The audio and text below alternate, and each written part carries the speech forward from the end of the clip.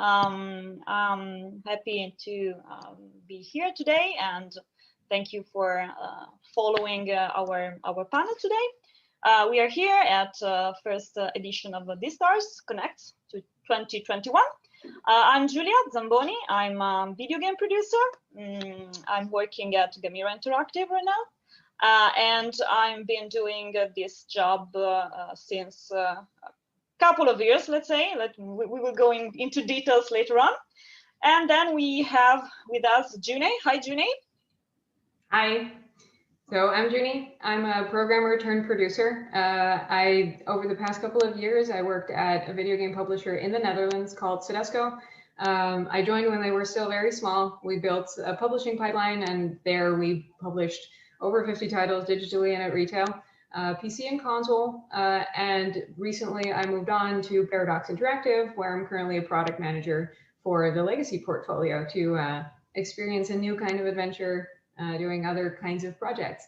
Through the years, I worked with Gamera several times with Julia as well, so we did some really cool projects, and it was very interesting to see production from two different sides. So Julia has been on the development side, whereas I've been on the publishing side. And both production roles, in my experience, are the same at the core, in that a producer is a person who removes obstacles for their team, but the perspective is very different. So what we wanted to try and do in this talk is highlight a little bit about the differences, but also look at how we got into the industry, what our roles look like, and how we determined whether it was right for us, and what we're basically learning along the way.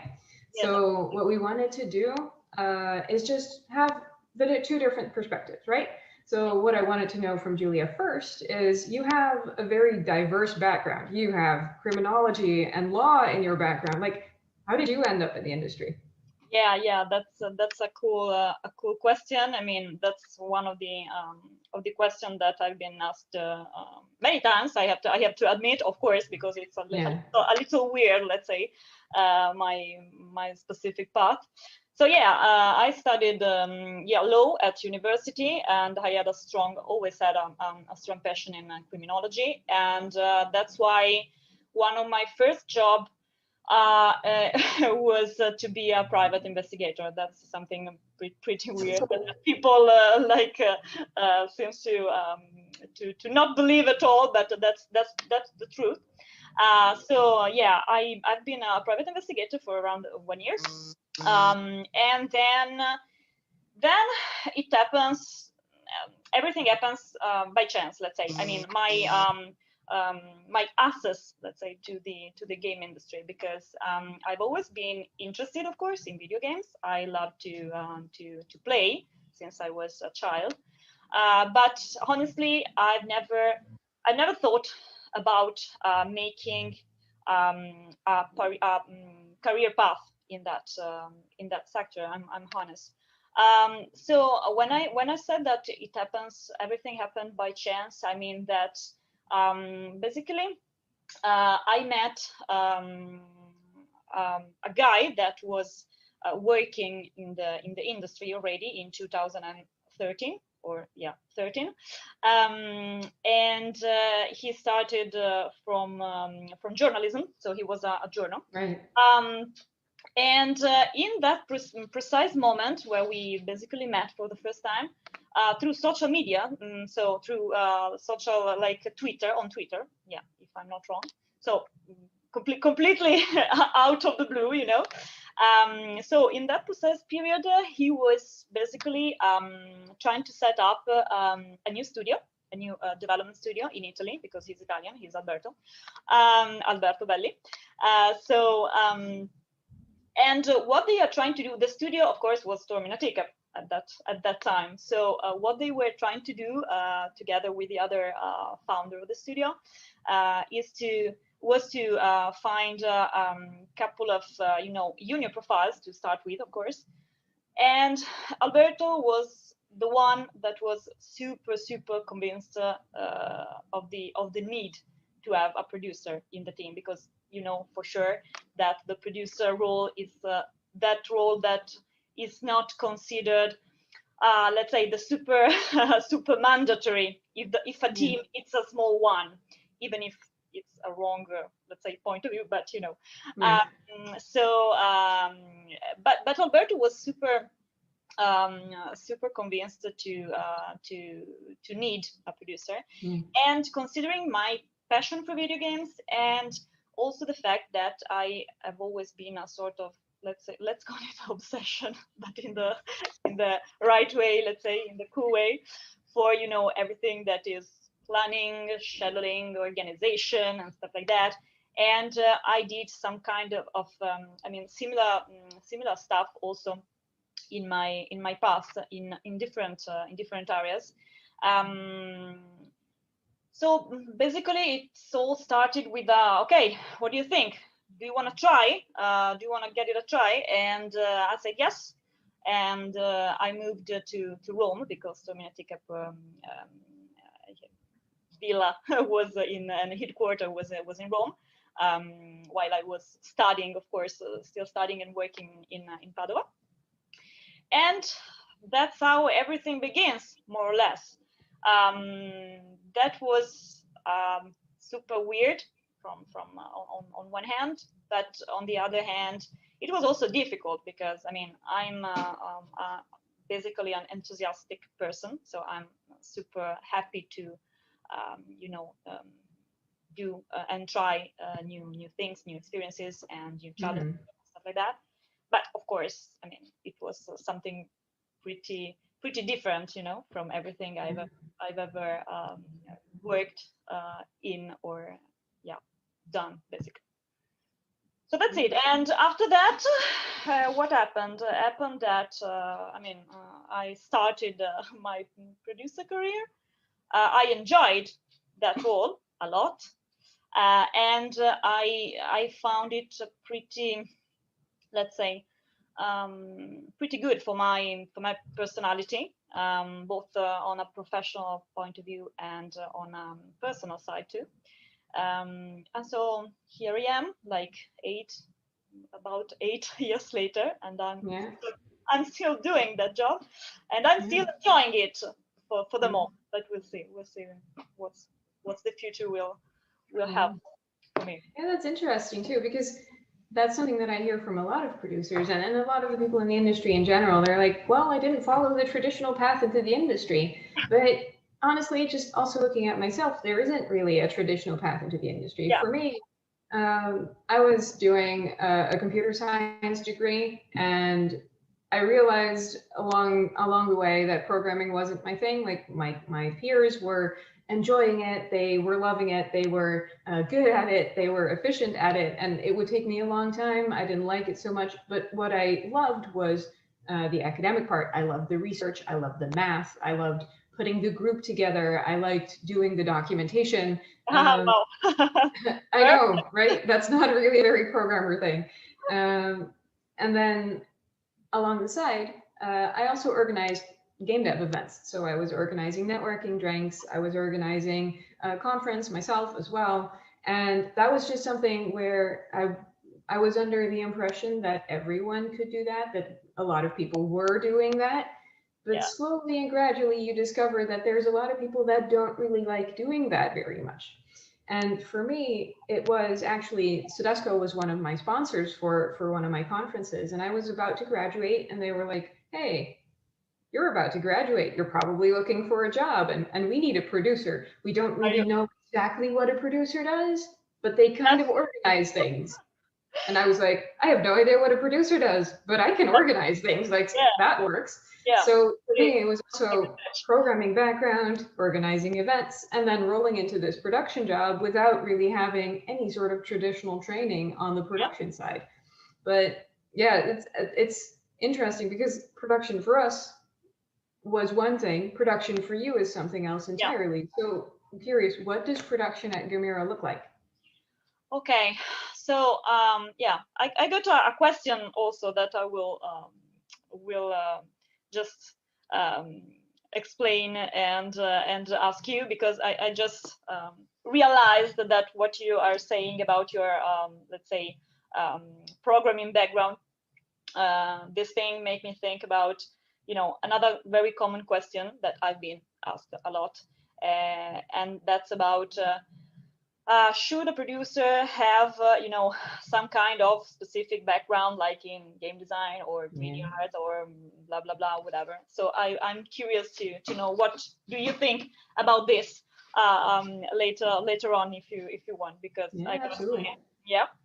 So Gamera, well, let's say that and in the very first year of Gamera, I've been the only producer, because I mean Gamera is let's say we are not like 300 people yet.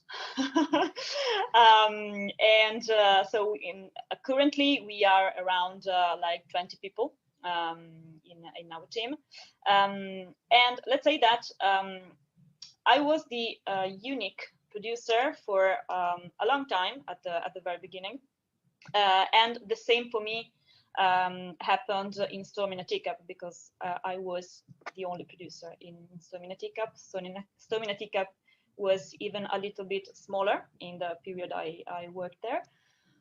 So let's say that it was something doable and handleable also from one person.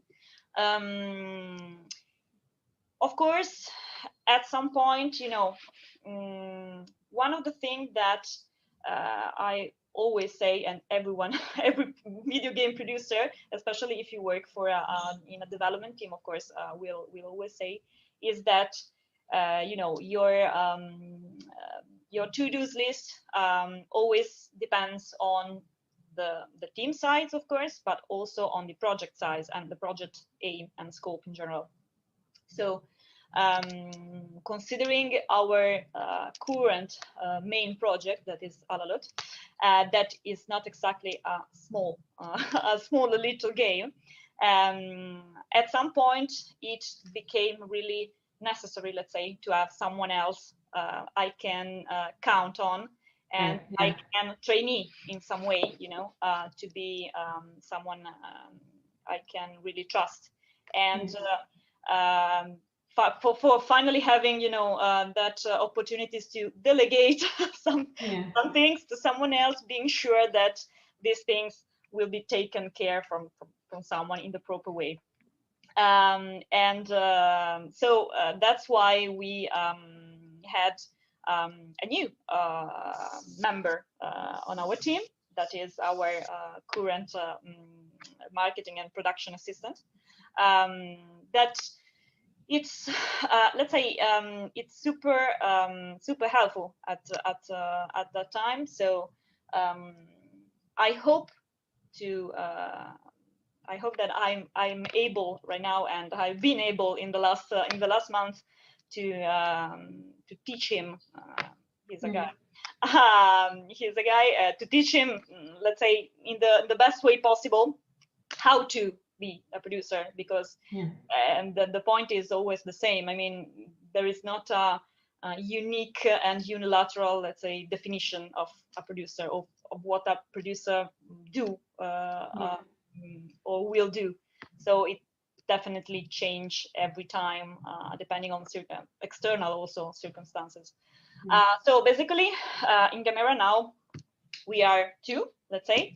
I moved a little more on, you know, the macro tasks and handling. I basically handle the macro scheduling and yeah, macro tasking meeting just once at a time. I of course am still in let's say I'm still handling all the main communications and relationships between Gamera and our publisher, for example. or with some spot collaborators or stuff like that. Main documentation, as you said, documentation organization and similar stuff.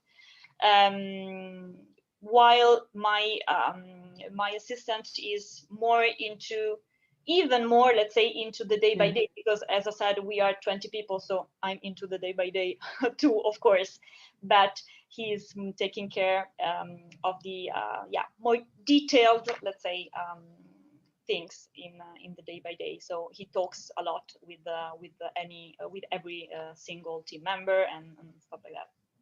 So yeah, that's basically our setup in terms of production at the moment. Yeah, cool.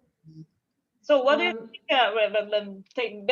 Going back to my unexpected, let's say, unplanned question. So what do you think about the? No, but I think it ties together very well with what we're talking about, because in the game industry, you have a lot of different disciplines, all sorts of creative disciplines, also sort of more management, finance, legal, that sort of thing. And that diversity should also be present in the kinds of producers that we have in the industry. So the different kinds of producer roles, I mean, you as a development producer, me as having publishing production experience, but also the different kinds of live ops manager, release manager, the person doing the production for the tools team, an audio producer, an art producer. There are a lot of different kinds of producer, and the background that you have can very strongly support whatever role you move into. So for me, having a background in programming also means that when I was talking to the different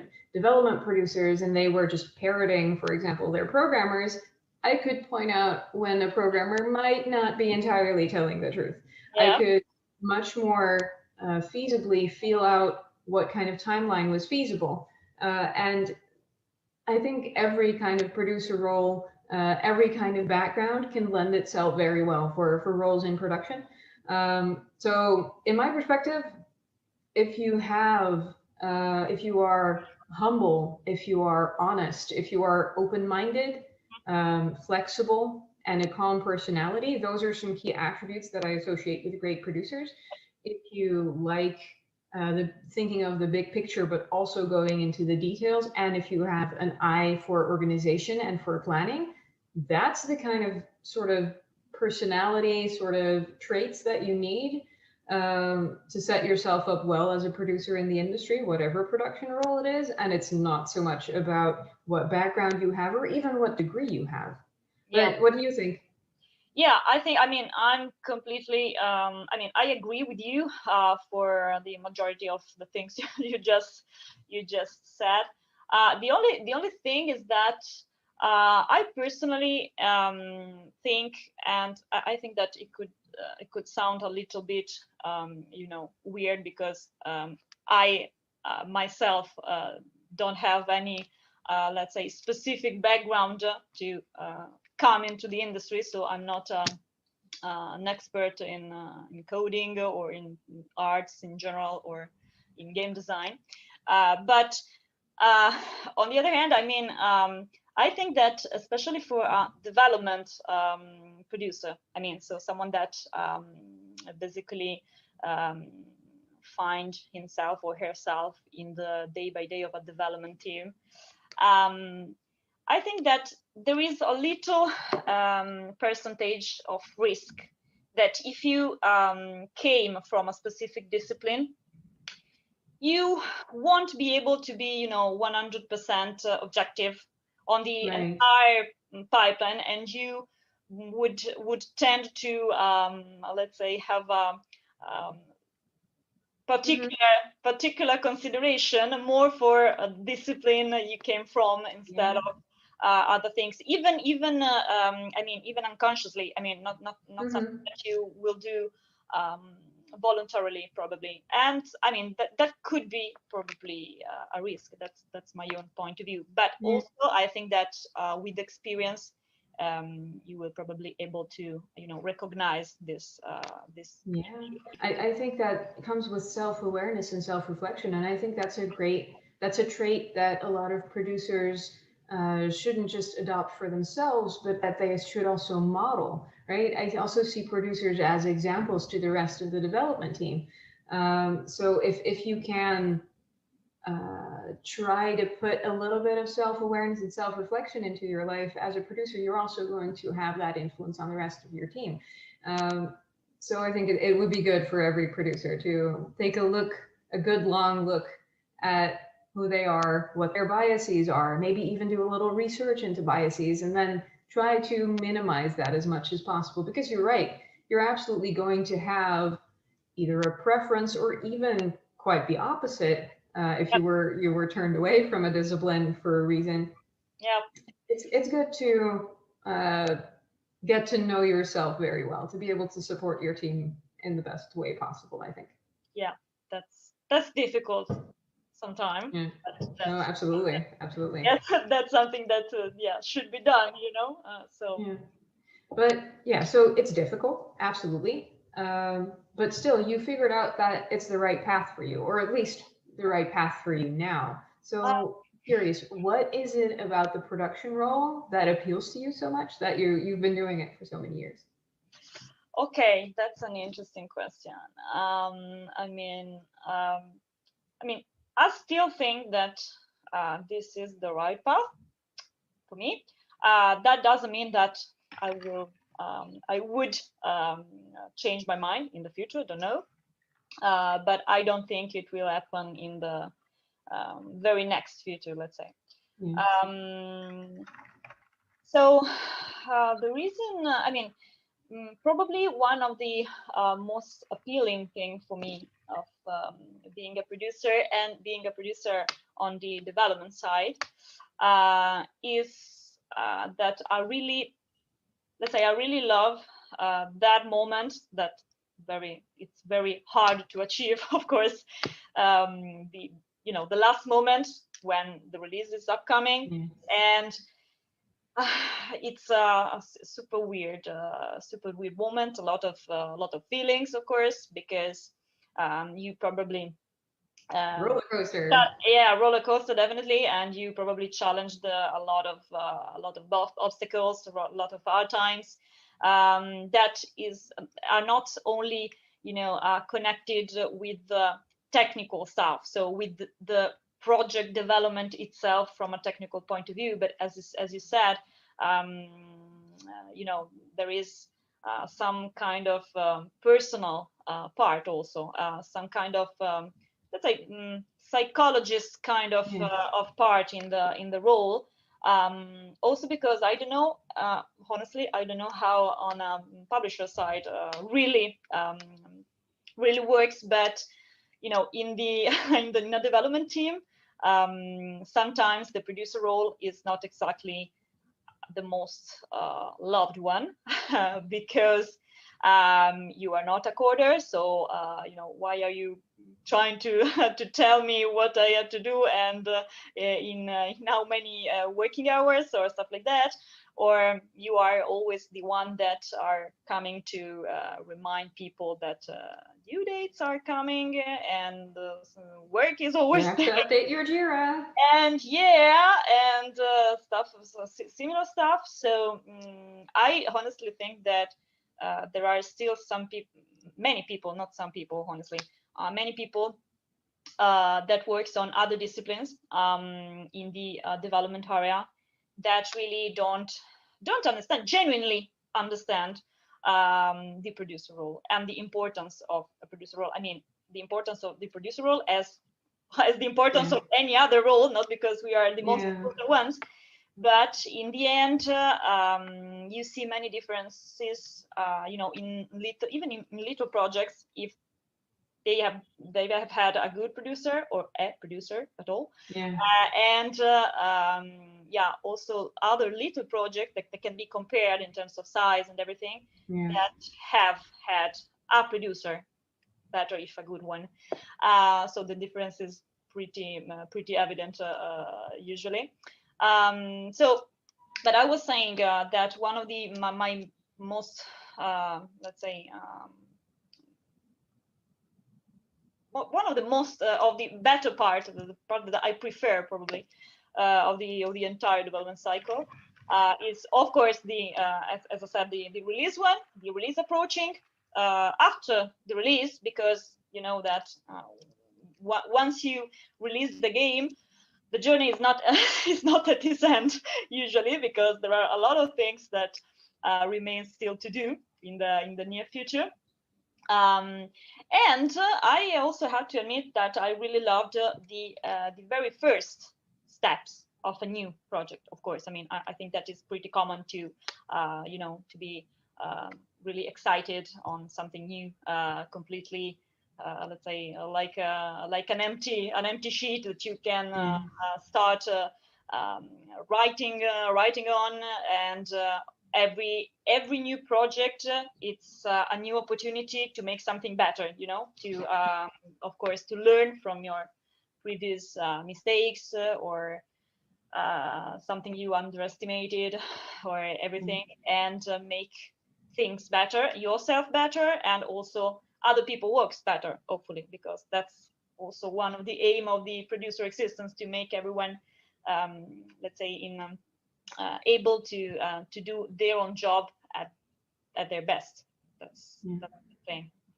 So yeah, basically these are the two the two things. And also a third one probably is that being a producer in a development team also permits you to always learn continuously, on a continuously let's say line, always learn something new on a variety, you know, of a variety, very different variety of disciplines. Because on my first job day, I basically didn't know anything about programming. I didn't know what a collider is, or what an animator is, or I don't know what I mean, you know, what a level design specifically means, and stuff like that. And the more you continue on this path, the more you learn, for sure. You know, that's really exciting. Cool. Yeah, I think everyone has different reasons for wanting to be in the industry, and everyone fits in a different kind of producer role best.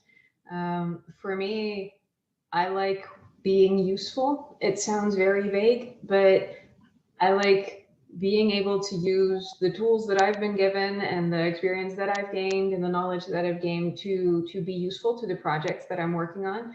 And along the way, I discovered that if I challenge myself, if I try new things, then I can be more useful, and I can support the team more, and contribute to the project results more, and through that, hopefully create a more healthy and sustainable industry.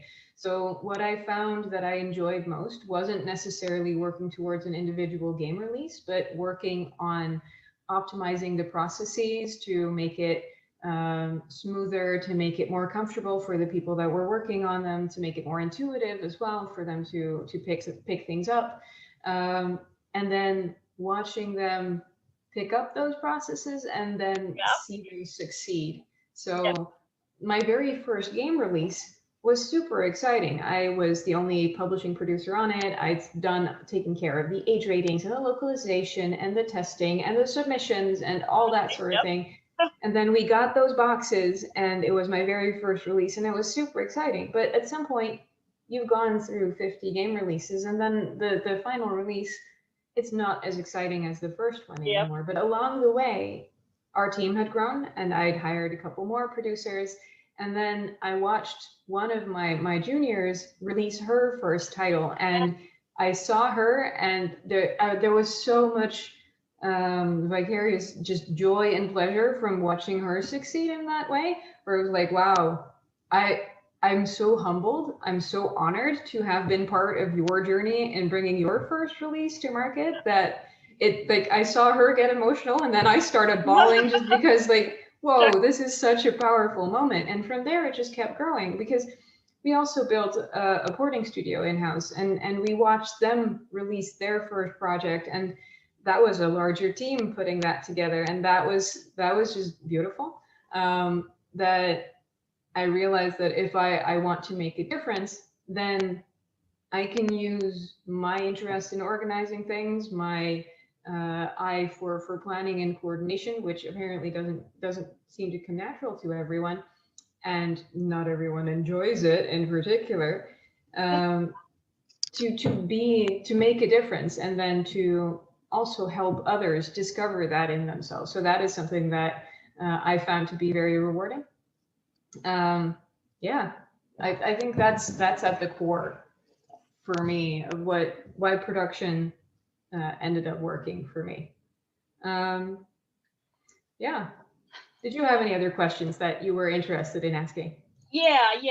It's about something that I too find very interesting, because you mentioned, pipeline improvements and processes, new processes to bring and make yours on your team. So my question was more practical, let's say, because I would like to know what kind of tools, for example, you used to use at Sodexo, but also right now. Yeah, because I suppose that some ones are in common, I mean, with the ones that I'm used to, but probably some others are not. I mean, we are using, Asana, we are using, of course, similar stuff. I mean, I hate Trello because it's super too much simple on my point. Right. So I every time I heard about Trello was okay, no. So Asana, we tried Uncut, we tried Jira, of course, but Asana is my favorite at the moment, along with G Drive Suite and everything else connected more to technical stuff, so Git, so 3 and stuff like that. But I was interested in that thing on your side. So I think for me, production, having producers with different backgrounds, having producers in different roles, working in different teams also means that the tools that you're going to want to use are going to be unique to that different setup. So I have seen teams work with tools and succeed fantastically, while another team of approximately the same size, working on approximately the same genre of game, even in the same geography, just failing miserably because their team wasn't suited to that particular tool. So it's very important as a producer to be a champion for a tool, but to also be flexible and think like, okay, so what does my team need? Understanding this is how my team works, and this is how the tool can support that. And then if it doesn't work, try something else. So for Sodexo, we ended up relying a lot on just the usual, just the email, reminders in email, Google Sheets, or any sort of Excel spreadsheeting tool, having a lot of just Word documents. And then along the way, you want to try different things. So we've used Jira, and we use all sorts of bug trackers. And right now I'm using Asana as well. And you see that there's a lot of different uses for all of these tools, but they all have their own unique purpose, and they work well with unique teams. So for me, there isn't really one go-to tool. There's really just finding what works for your team. Yeah, finding the right tool. That also, that also is something valid for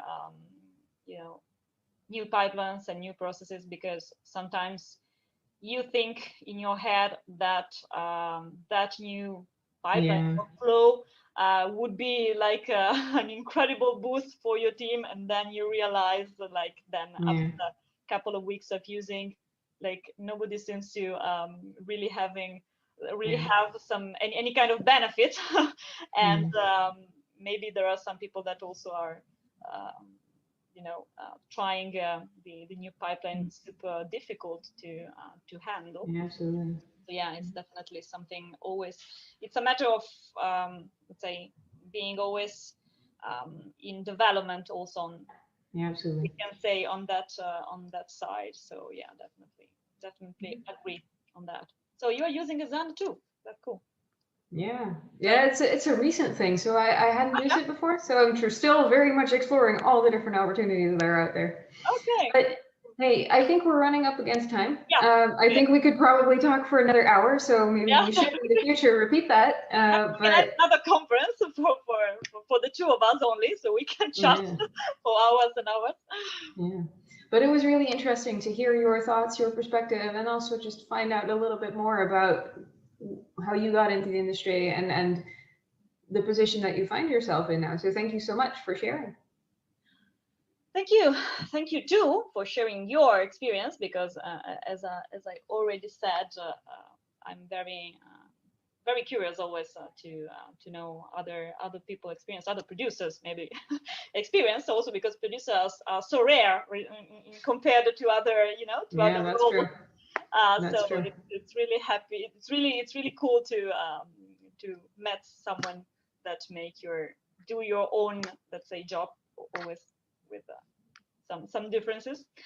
So yeah, that's been pretty interesting for me, at least. So I hope that this talk could have been of some help also for all the attendees and people that are going to listen to this. And that's it. I mean, thank you for joining us, Jenny. It was pretty cool to have you there.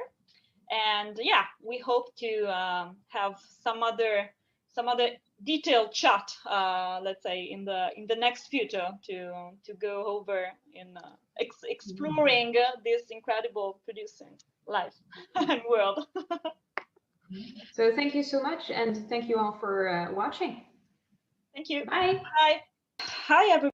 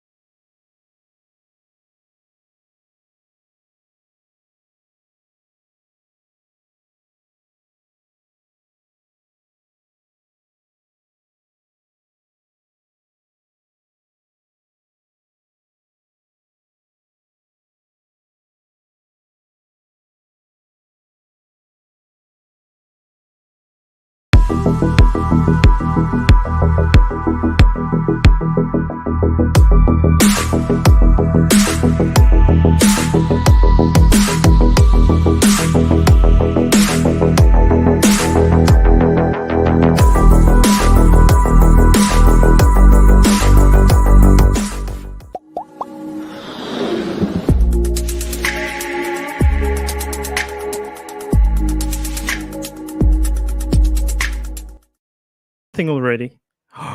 Right. I think I might be going live. Am I live, guys? You should be. Am I though? Because I can see the black screen for some reason. Yeah, I am. I am. Okay. Valerio, are you there? I am. Hi, Oleg. Nice to not see you right now, but nice to hear you. I have no idea what's happening. Just 1 second, maybe. I'm sorry. That's completely fine. Right.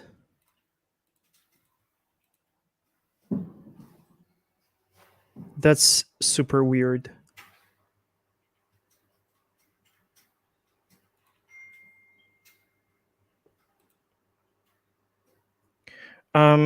Yeah, just okay. I'm terribly sorry about that. I'll try to fix it as we go because the black screen is just a little bit less fun to talk to.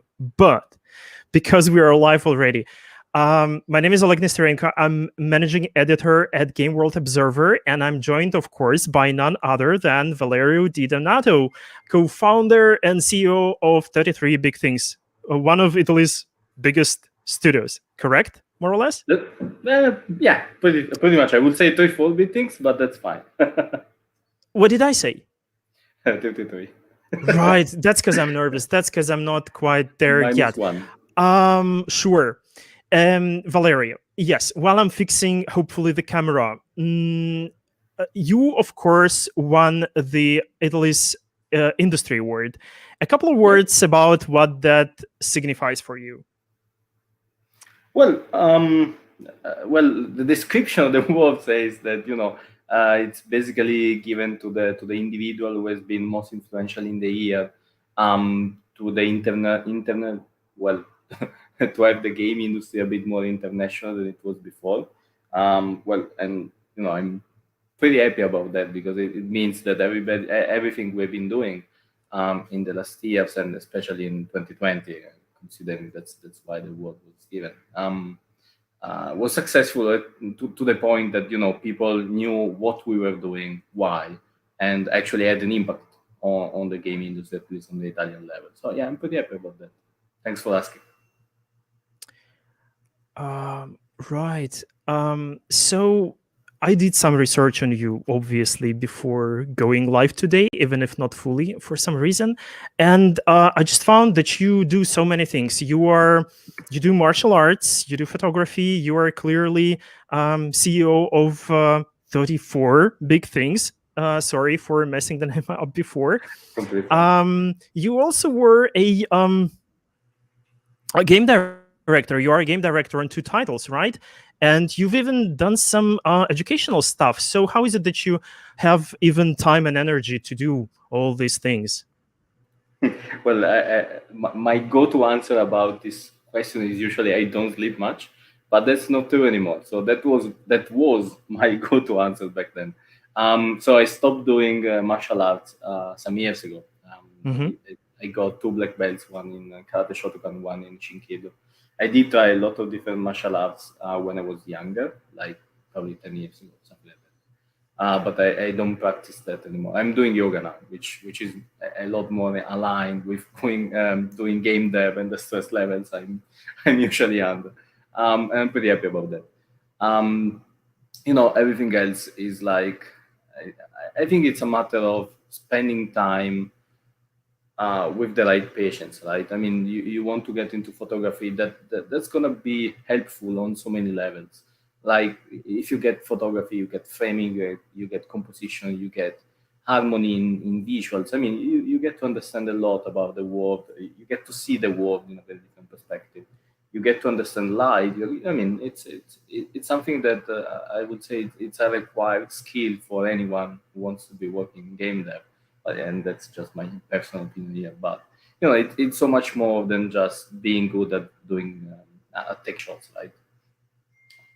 So that's one, and yeah, managing time is always critical, is always stressful. And I'm pretty sure that like everybody who is doing more than one thing at once agrees with me about that. But it's also true that when you want to achieve stuff, when you know what you want, it's very difficult to settle for something less. So I mean, our go-to strategy into for the things, but like in general, I would say with my co-founders and partners has been always like, okay, we try to make this thing with somebody else, and if the quality is not there, if the pipeline is not there, if the process is not good enough, then okay, we're gonna do it our own. It's fine. We can build it. That's I just wonder, how is it that you can combine running a company with a role of game director, which I suppose is more grounded in the actual process of making games, if that makes sense? Yeah, no, I mean that's a very good question actually, and the short answer is that I don't have a solution yet. I did that in for the doubt specifically. Let's talk about that because that has been a game we've been in production, producing for more than 3 years plus 1 year for the Xbox and PlayStation port, plus another year and something for Switch, plus all the DLCs. I mean, we did a lot of stuff there, and the very first part is about pipeline. The very second part is about trust. So pipeline, it's the easy stuff, right?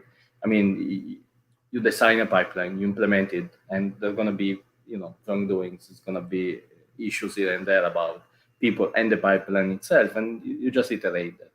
And when you have a 3 or 4 years production time, you can just take your time to iterate that as many times as possible.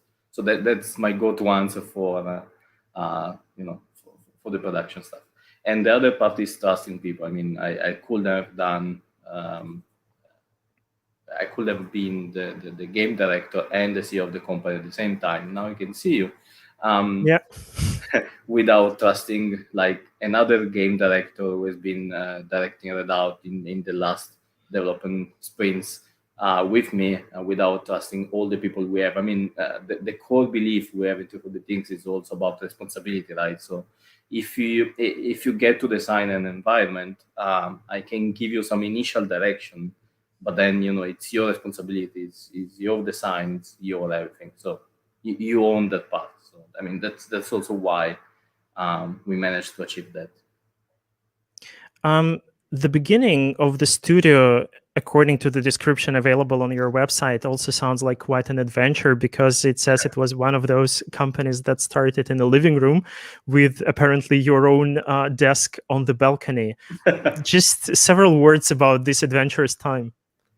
Well, the basic idea was like, I met one of my co-founders in Milan while I was studying for my bachelor, and I met the other one in Copenhagen, Denmark, while I was studying for my master's. And at some point, we just got a very good offer to open office everywhere in the world. And we just said, okay, let's do it in Italy. Let's go back to our country for like 6 months. Very brief parenthesis, just to say hi to family, friends, blah, blah, blah. And then we're gonna move to San Francisco, like pretty much what everybody does, right? And the short parenthesis has been like longing for like 8 years now.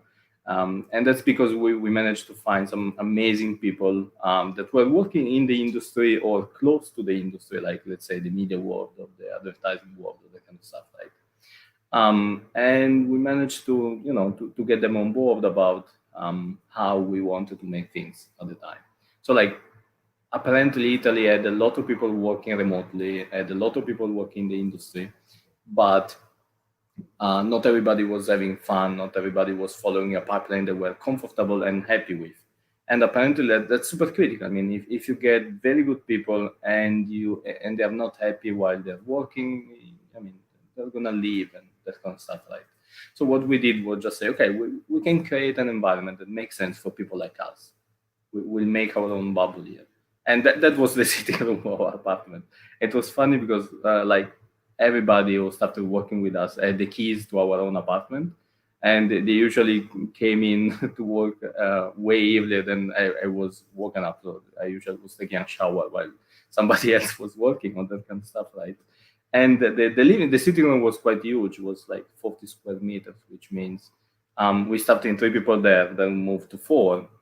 And when we got to 4 people in there, we were like, this is getting a bit, a bit small. Then we managed to be 9 people in the same sitting room, and we were quite surprised by the fact that we had like 9 desks a projector and a sofa in the same place, and that was quite intense, but still pretty fun. And then we kept going to the point where we had some people working in the entrance hall, literally, a couple of people working in the kitchen, and yeah, as you said, my desk, I did move my desk on the balcony, and then at some point we actually got a real office. That was fun. Moving the desk to the balcony was pretty much the point that let you know that maybe you are ready to expand a little bit beyond an apartment. Well, I love mentioning the fact that our story is so full of being naive that I cannot honestly answer yes to that, because we were literally considering, okay, we can remove that wall and that wall, you can still live here. Okay, that's not going to be healthy or no saying. So yeah. I did move my desk to the balcony mostly because it was July, and that's completely fine. But Turin gets very, very chilly in the winter, so I also knew that I had like 3 or 4 months to fix it properly before freezing. So yeah. Well, that's to go back to, but I can imagine it was pretty hectic and also not a very maybe good arrangement for maintaining work and life balance. But okay, so now you have a proper office, and let's celebrate that, of course. So the question is, before you shipped your first game, you said that you managed to stay self-financed for the entire duration, basically, of the existence of the company. How did you manage that? How did you manage to stay self-financed before your first title came out? Yeah, so the very short answer is that we kept doing B2B project work for hire, anything literally to pay the bills. And we were pretty happy because at the very beginning we were involved in so many gaming projects, which is not that common in the industry when you do work for hire or B2B, especially at the beginning. So we were super lucky because the initial projects were gaming related, and most of the long-running contracts were gaming related. We did a couple of stuff here and there that weren't specifically gaming related, but also during the early days of like a real engine for adoption, we already had a few years experience with the beta and then the very first release of Real Engine 4, which means that we were a bit ahead of the technological curve of that, basically. And right now you are developing games, but you're also publishing games. So what's the configuration there? What's the strategy for taking up some titles for publishing? How do I identify them? How is the team basically spread between the development and publishing projects? Okay, so let's say that we are a 99% development studio. So we are a developer, we make our own games. And most of the times we also publish them. Now, going back to the initial strategy I told you before, that like if something is not good enough, if something is not comfortable enough for us, we're going to build our own. And that's exactly what we did with publishing as well. We couldn't find a partner we were truly happy with. We've been trying for a long time. That doesn't mean they're not good publisher. It just means that they're not what we were looking for at the time. So yeah, we built our own. We managed to self-publish Redout. We did self-publishing with a bunch of smaller titles, and the pipeline is there. Everything that we need to publish a title now is mostly automated. So we need like the human. Then the human part is mostly about negotiating the deal initially, negotiating exposure with the different storefronts. But it's very minimal compared to the normal publishing pipeline you have, which means we are pretty efficient with doing that. We just need like 3 or 4 people: QA, marketing, business, and that's it. So QA you said, but are you involved in terms of like technical expertise in making sure that the third-party projects are ready to launch? Yeah, so the basic idea is that we are very hands-off, so we really don't want to get into the game itself, because that's one of the core principles we built our publishing pipeline around. So let's say it's your game. We can understand some aspects of the product, but the whole product, the entire thing, that's something that's a combination of the development time you spend, the understanding you have of your own target audience and your game, and then there's like everything that we can do for the positioning, the presentation, and blah blah blah. But again, we need to work together on that. We can definitely provide feedback. We can definitely provide some technical aspects. So let's say QA, LQA, and blah blah blah. But the core aspects is that nobody knows your game more than yourself. So. And the decision then to publish a game, does it come down to the chemistry between your teams, or do you just find a project that you seem to like, or do people come to you and then you can discuss if it's the right combination? Well, so far we only published, kind of small titles, indie launch projects, that kind of stuff.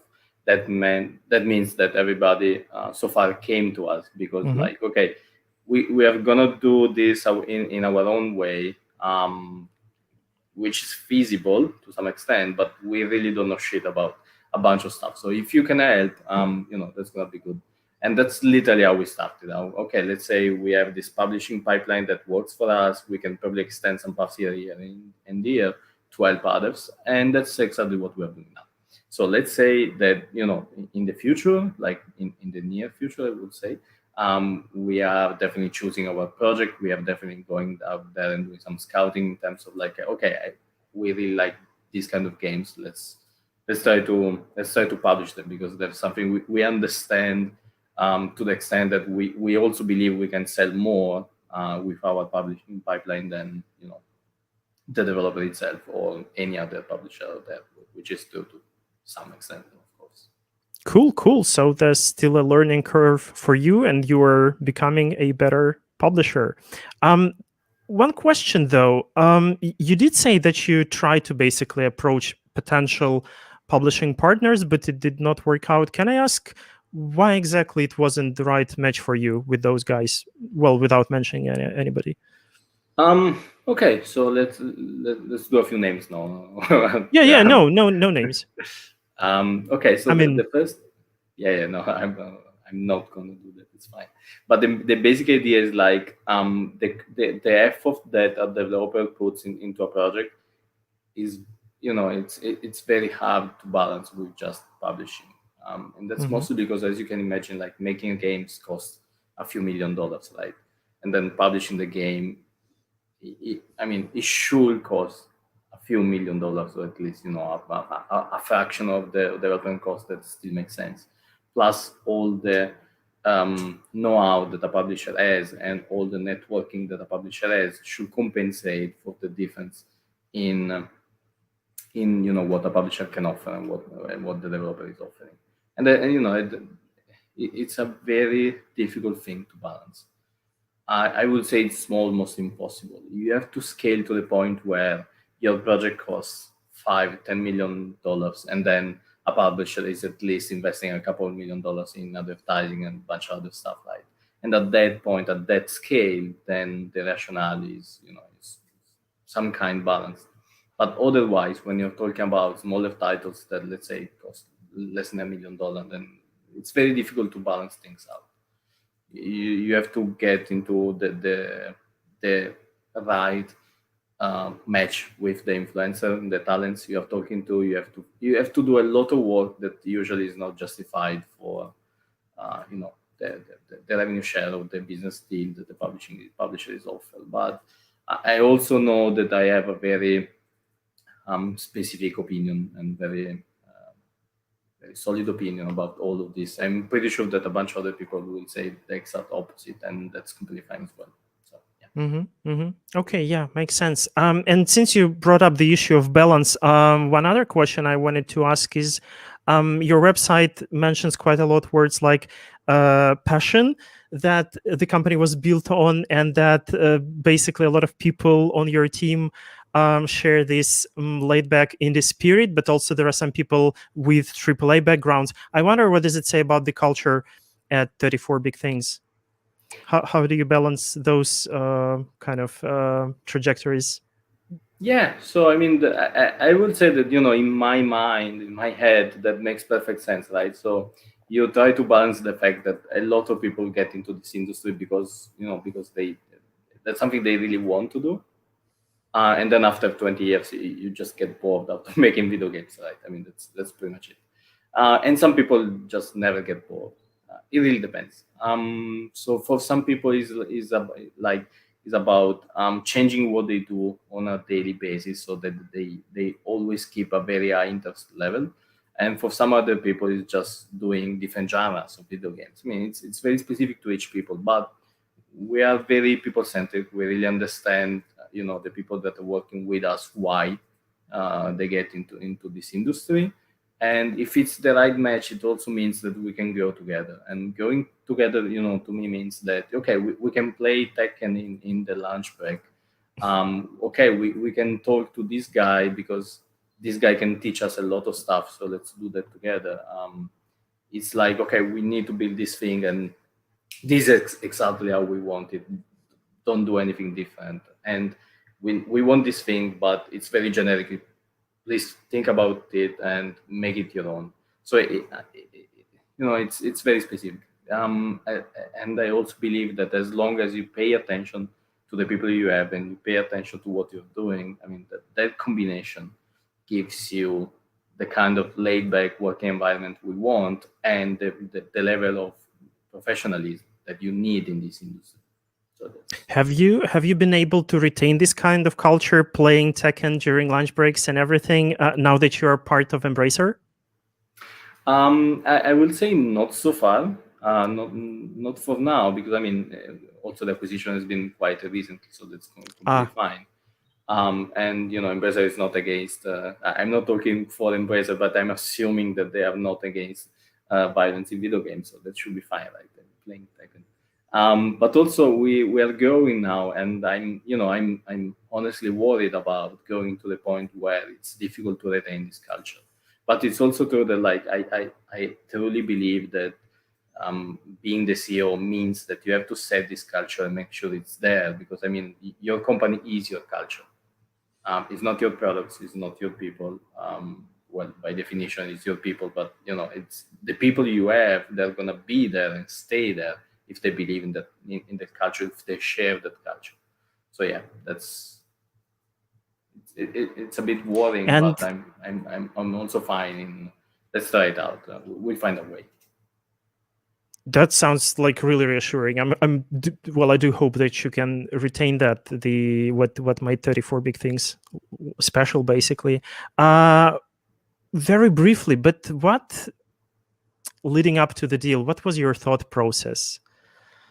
I mean, why Embracer? Why Saber? We do not have like super much time, but if you could a little bit shed light on the processes and your own thinking that led up to that point. Absolutely. So, okay, let's say, acquisitions happen for a wide series of reasons, right?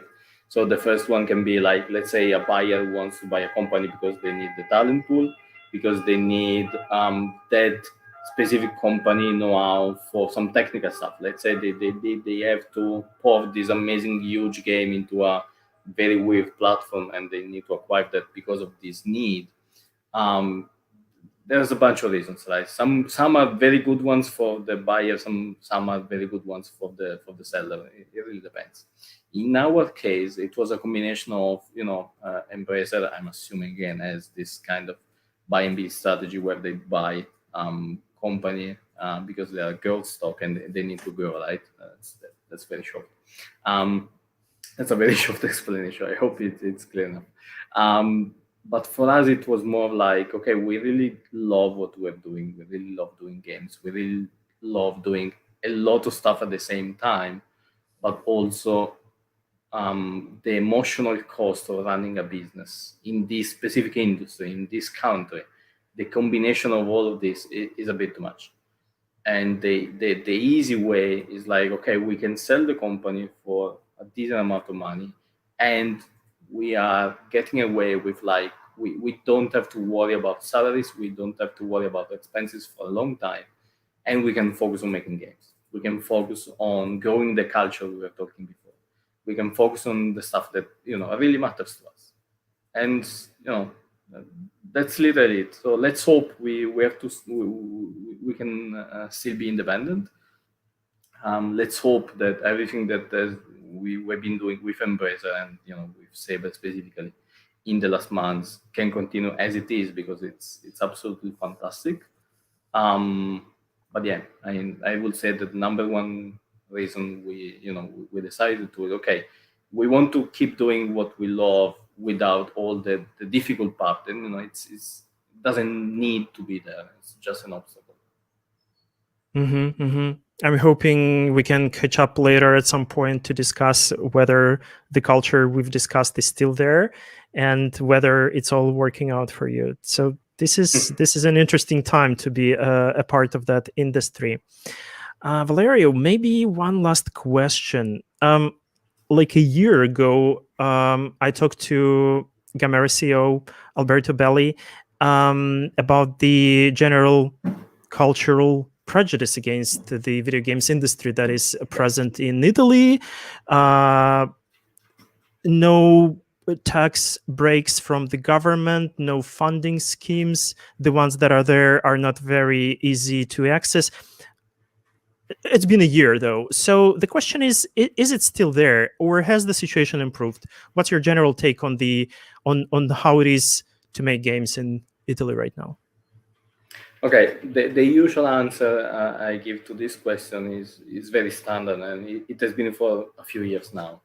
And my usual answer is that I don't believe that we could have done everything that we did in Italy in any other country right now.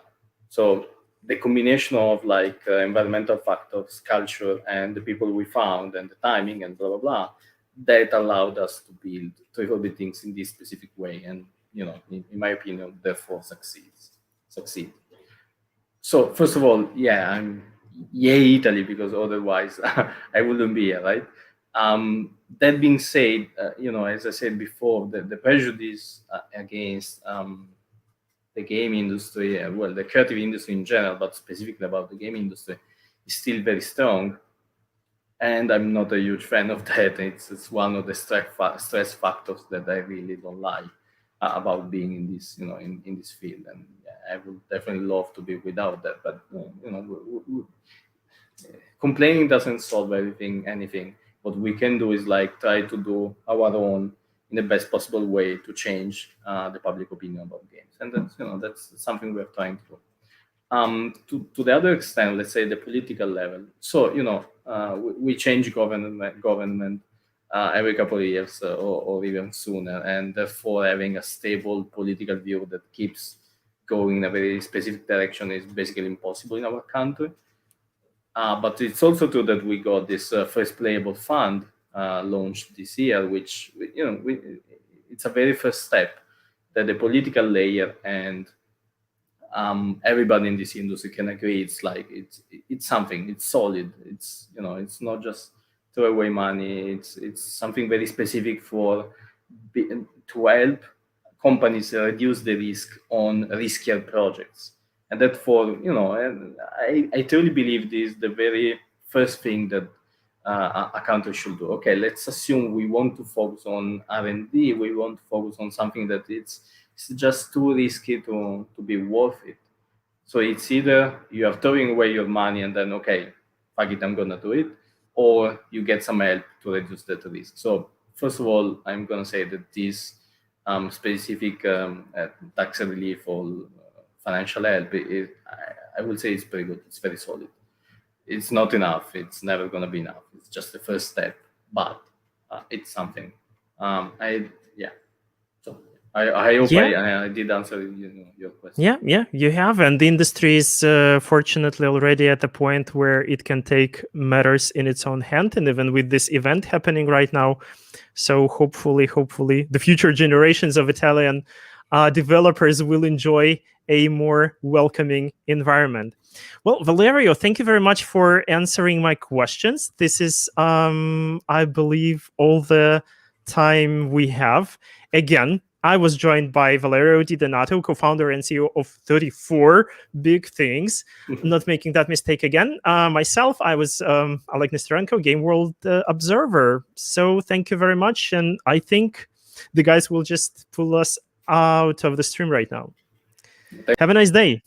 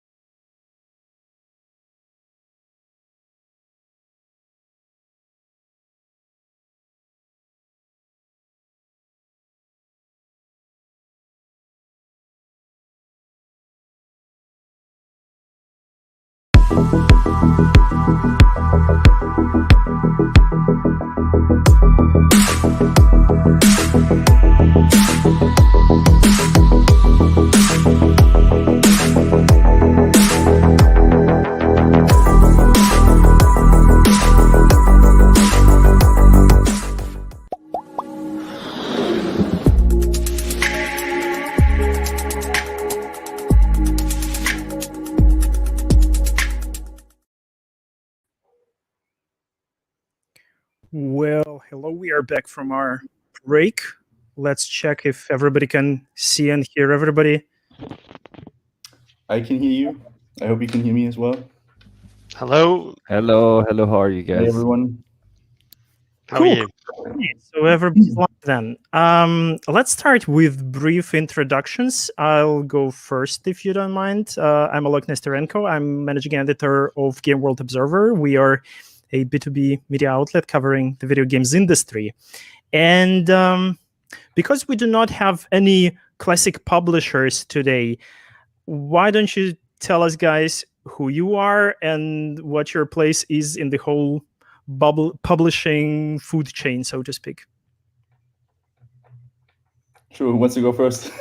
Sure. Sebastian, please go All ahead. right, let me go first then.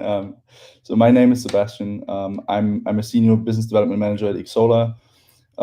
We are not a publisher. We are more of a service provider, but we're providing technology and payment structure for developers and publishers as well, to basically become a little bit more independent and build their own channels, grow their communities and their revenue. And about my personal background, I've only joined Xsolla in November last year. It's fairly fresh. And before that, I spent almost 8 years with Astragon Entertainment in Germany, leading their sales department, which is a publisher. So I know a thing or two about game publishing as well. So that might be useful if we don't have a publisher here today. I'm looking forward to the chat with you. Cool, thanks. Pera, you want to go? Yeah, all right. Then I'll go ahead. I'm Bertrand. You go. I have so I know actually Sebastian, I know Pera. I'm the CEO and investment partner at GameSeer Venture Partners. It is a PC and console games focused investment fund, which we started in 2019. I have worked with Sebastian in the past. I think we started working together in 2012. I have also the specificity of actually working with Pera since GameSeer has invested in the production of Aragami 2, which is currently being produced by Linsworks, amongst other games. So we invest in cool indie games that we actually want to play, and we do so up to $2 million. Okay, thank you. All right, and I'm Pera from Linsworks, Barcelona. We created Aragami on 2016, and then we started working on Aragami 2, and we were exploring different routes, and we end up working with Bertrand, and we're gonna explain a bit how it is. I'm one of the partners at the studio, and I'm also the one in charge of business development, operations, a bit of everything. Okay, well, thank you, everybody. So I suggest I'll just, start with my questions, but at any time, feel free to deviate from the question, and let's just see where it leads us. We have 1 hour to ourselves. Since we do not have any, so to speak, conventional publishers right now, let's just definitely, discuss all sorts of things behind their backs. And the first question is then, would you say that an increasing number of independent developers are then exploring self-publishing options as opposed to partnering with the traditional publishers? Would you say that this paradigm developer-publisher is getting obsolete in some ways? Tough question. Whoever wants to go first. I think Sebastian, maybe if you can give us your input, and then maybe Pera and we can bounce on it. I don't know. Maybe if we follow the structure, it can be good. It's good with you. Yeah, sure. I'm fine with that. I would hope so. Because that's exactly what we're trying to do at Xsolla. Empower developers to actually become independent and make it easier for them to go set the self-publishing route without having to build everything from scratch by themselves.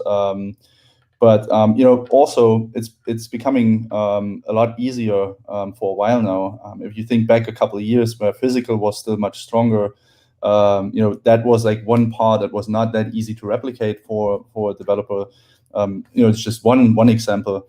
To get listings at all the retailers, handle shipping logistics across various territories.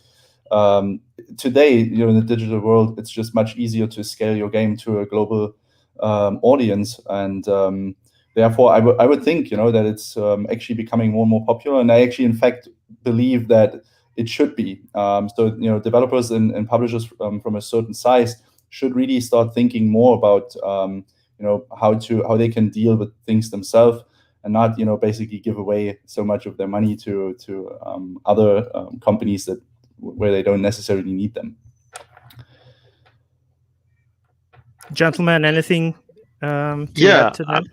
yeah. I wouldn't know how to answer the question actually, because I don't know that much about trends and tendencies.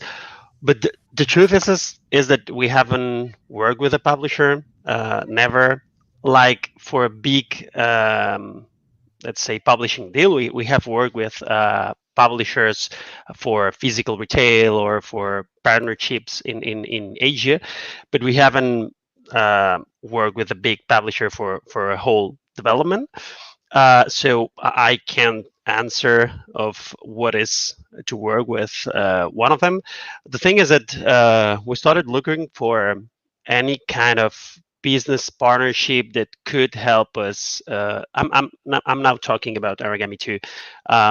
We were looking for a partner that helped us.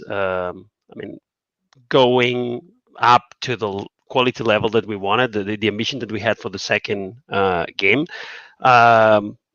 We talked to probably everybody in the industry, or most of them at least, and finally close.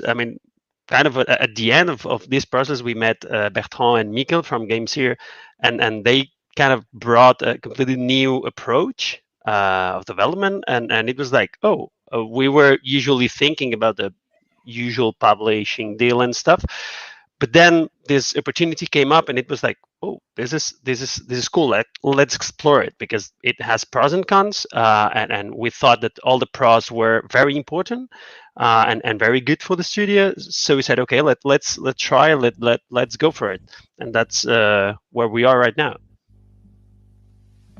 Okay, and Bertrand, maybe to add something to that, sure. since you were on the other end of that. So I think there's definitely an evolution as far as the opportunities that a studio can have for funding and publishing their title, be it self-publishing or co-publishing.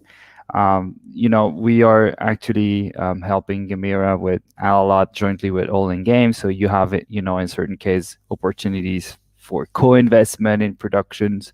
You have the case, for instance, of Lynn's work, where we're providing funds, and the game is self-published. So it goes down to basically the attraction of the industry. Of course, COVID increased this with a lot of family office, a lot of external money trying to come in the gaming industry, because making games is something that can happen during a pandemic. Selling games, of course, sales are up. Production is a different topic, but you can create games during a pandemic. So far, Per has been doing pretty well with this. I'm very happy. So I can say you can definitely do it. So it's very attractive. So with this interest of external capital, which is not, capital from the industry, we're talking about traditional venture capital fund or private investors who do not come from the gaming industry. You have this influx of cash that wants to be part of it. Everybody just dreams of having a game studio today because sales are up. So what this creates is basically also an alternative offer for studios. You have people like us who come with money, provide project financing, and say, we're not going to take your IP, we're not going to take any derivatives, we're not going to put you a right of first refusal in the contract. So we're basically, we're not Sega, we're not,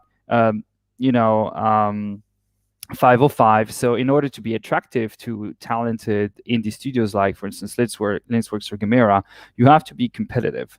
So you offer competitive funding deals for project financing, and you offer an alternative business model because we're not a service provider.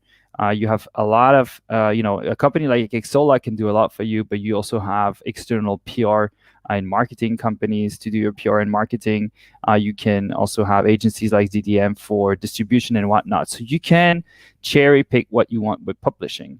So if you have people like us who offer project financing, private funding to a studio, which then cherry picks its services, they're basically doing self-publishing just like, a publisher would basically do it, but simply saying, now I will be publishing your title. So it's definitely something that's been shifting on the market. There's more money, and more money means more alternatives to traditional publishing.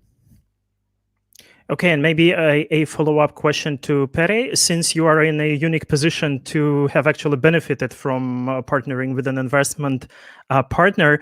You did mention that you were basically exploring pros and cons of different publishing models, and you went with this scenario. What were the pros that outweighed the benefits for you of teaming up with GameSeer?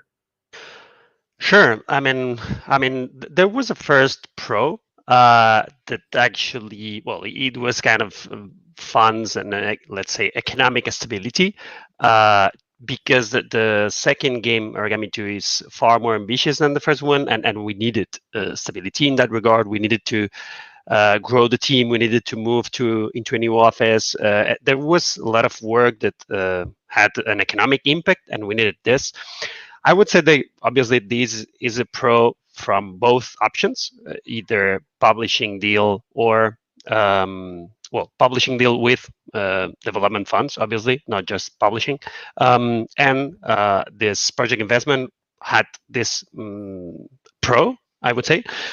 But the biggest difference, and what for us, I think it was more attractive, was that going the self-publishing route, it brought, the possibility to grow as a selling games company as well. I mean, it is very difficult to create games, obviously, but it's also very difficult to sell games, right? There's a lot of people in the big publishing firms that know how to sell games, but it's very difficult for a studio that was as young as we were, right? I mean, it is true that we self-published as well Origami 1 with help of Sony Europe, but it was also self-publishing. But anyway, there's a lot of stuff to learn, a lot of stuff to grow. And going with GameSeer, it was opposite to going with a publisher, which could be like, okay, here you have the game, you sell it.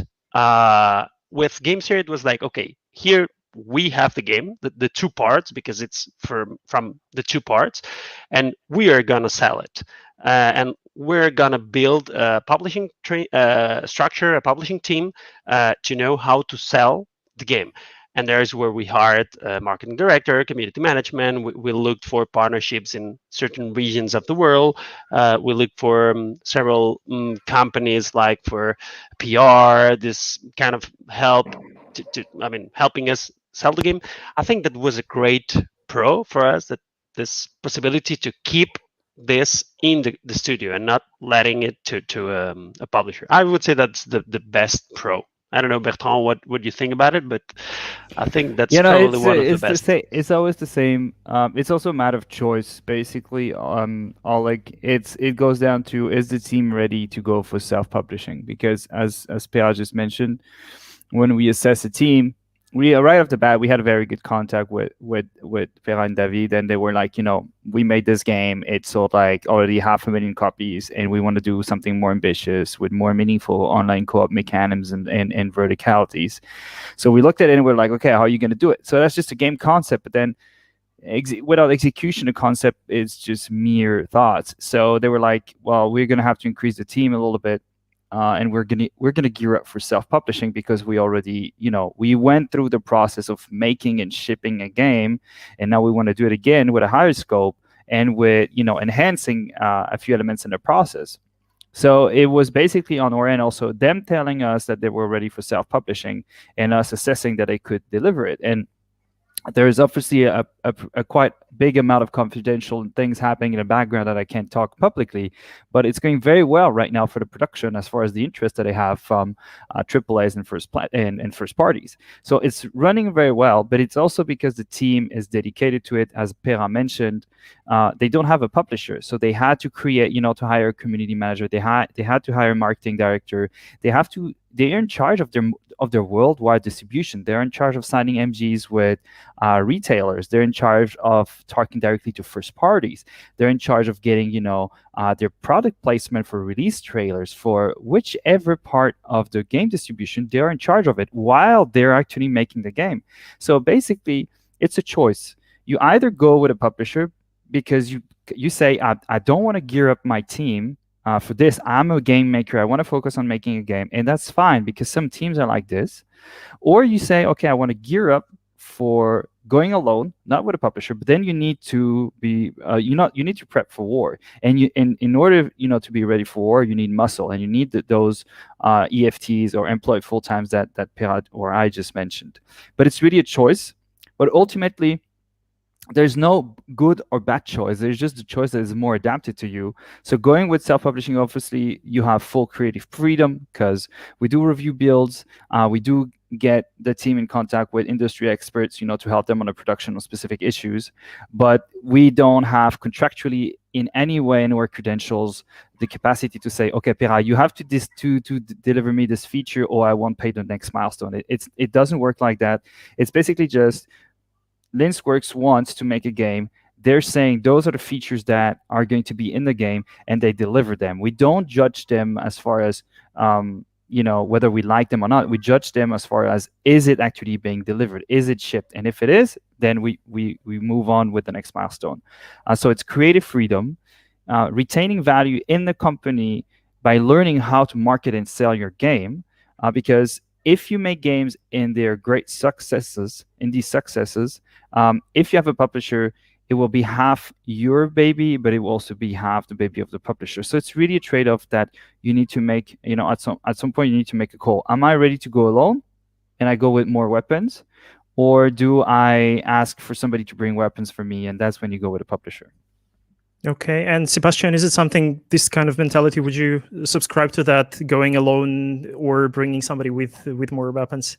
Is it more or less the case with Ixola as well? Yeah, I think both what Bertrand and Pierre said is extremely valid.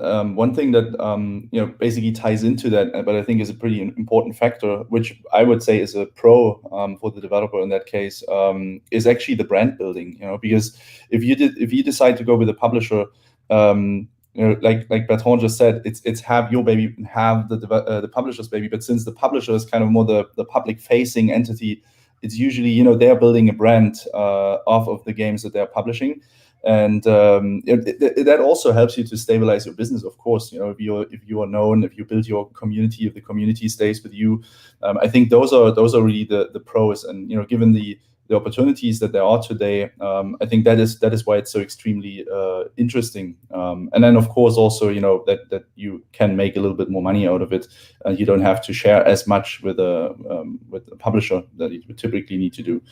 And with us, basically, since you asked that, it's we are also not a publisher per se. So if anybody signs with us, it's completely always the brand, the game brand, or the developer brand, or even the publisher brand, because also publishers decide to work with us sometimes, that we push, that is customer facing. We're always staying in the background. We're really just a technology provider that kind of gives our clients the tools to get the best out of their projects that they're working on, without interfering in it. And in that regard, it's very similar to how Gamesphere is treating this. Our vision is also to let the developers, because those are the guys that have the vision, that know what this game should be about, and that's exactly how we treat it. We are not interfering in any of this. of course, we have a lot of people that are working at Xsolla that have a lot of industry experience, and if anybody asks us, we're always happy to provide insights if we can. But we basically let everybody do their own thing, and I think that is the beauty of it, and it kind of goes in the same direction.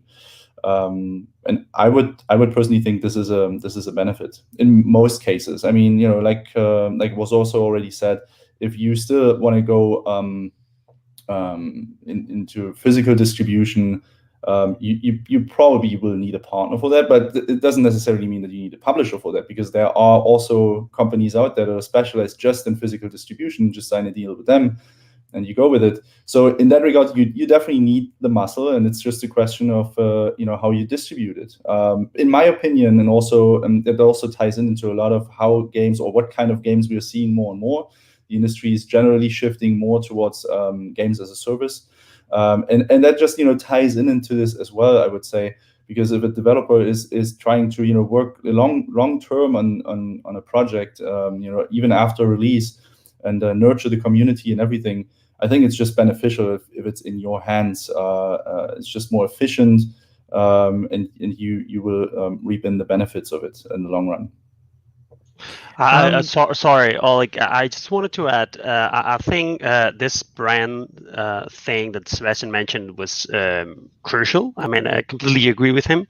I would add that it usually depends a bit on the roles or the profiles of the people also that is in the studio, right? I mean, Bertrand said, there are teams that they just want to focus on making games, and that's it. I mean, we don't want to do anything else but making games. We want to focus because we are good making games, and that's where we're going to put our efforts, and that's completely great. To go self-publishing, it obviously needs some people, at least in the team, with the willing to learn and do all this work. So there might be excellent teams that say, hey, you know what, let's leave the selling to the people that knows how it is and how it works, and let's focus just on making games. And there are also other types of studios with different people that say, no, I want to learn how to do this, I want to explore this, and I want to become a great publisher in X amount of years time. I don't know, that's different approaches. Thank you for bringing this up. That's actually was going to be my following question, because the tools and tactics you are describing are basically about empowering the developers. And yes, as Pera adequately said, it takes a special kind of team, the kind of team that has people who are willing to learn. But again, maybe a question to Sebastian and Bertrand. How do you make sure that the team is the right kind of team? How do you assess it, more or less, that they have what it takes to treat making games as a business, as opposed to just a creative process? I think in that regard, that just in the nature of business, I think that Bertrand and his team definitely have to keep a closer eye at that, I would say, or think, than we have to do, because we are essentially running a platform that is available for anyone. So technically speaking, I mean, I've had conversations with single-person devs that were just developing their game by themselves, and we basically gave him the tools to build their own channels, build a website, to sell the game there, run influencer campaigns, that kind of stuff. For us, it's really like we don't see ourselves in a position to make a judgment on the teams that would like to work with us. We are inherent in the way we do business and how the platform is run. It's absolutely 100% in our interest that our clients get the most out of their own projects, because we are basically similar to how Steam is doing it. We get a cut of each transaction that we are facilitating, which is 5%, and therefore, the higher the revenue for our clients is, the better for us. if they don't make any money, we also won't see any money. And therefore, we are just interested in supporting them as best as we can, and give them advice if we are getting asked for that. But we don't make any assessments on the team itself. So I mean, of course, if we talk, because we also have funding sections in the company, that is probably something where those teams dive a little bit deeper as well. But that's why I said that's when we get onto Bertrand's territory. That's where you have to take a closer look into that, because we are essentially not investing per se financially in the companies we are working with. Our tools are there either way, kind of. So that's why we don't have to make these assessments. But I think it's still a good question. I think it's better to answer for Bertrand.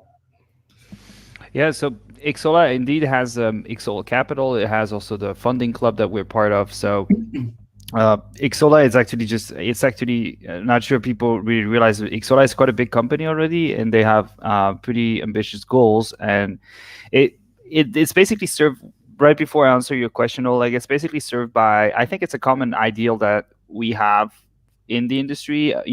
It's probably shared by Epic Games or Xsola, or even smaller private investors like we are. You basically have, on one end you have the intellectual property creators, and on the other one you have the platforms. Right now you have a company like Linz making intellectual property. They're making their game and they're distributing it on consoles and PC, and they have those choices between Epic Store and Steam and whatnot, and then on consoles, Xbox and PlayStation, you have all those platform segments, and the commissions they're high. Commissions on those platforms are high, even though on Epic it's lower. Xsola is basically aligned with what we see when we took the decision to fund games and not take intellectual property, not take derivatives, not take abusive percentages. We basically offered competitive money. Xsola provides, competitive platforms with a very low or much lower commission than traditional PC platforms. So that's just one side, intellectual property, on the other one the platform, and in the middle people trying to provide more competitive business terms.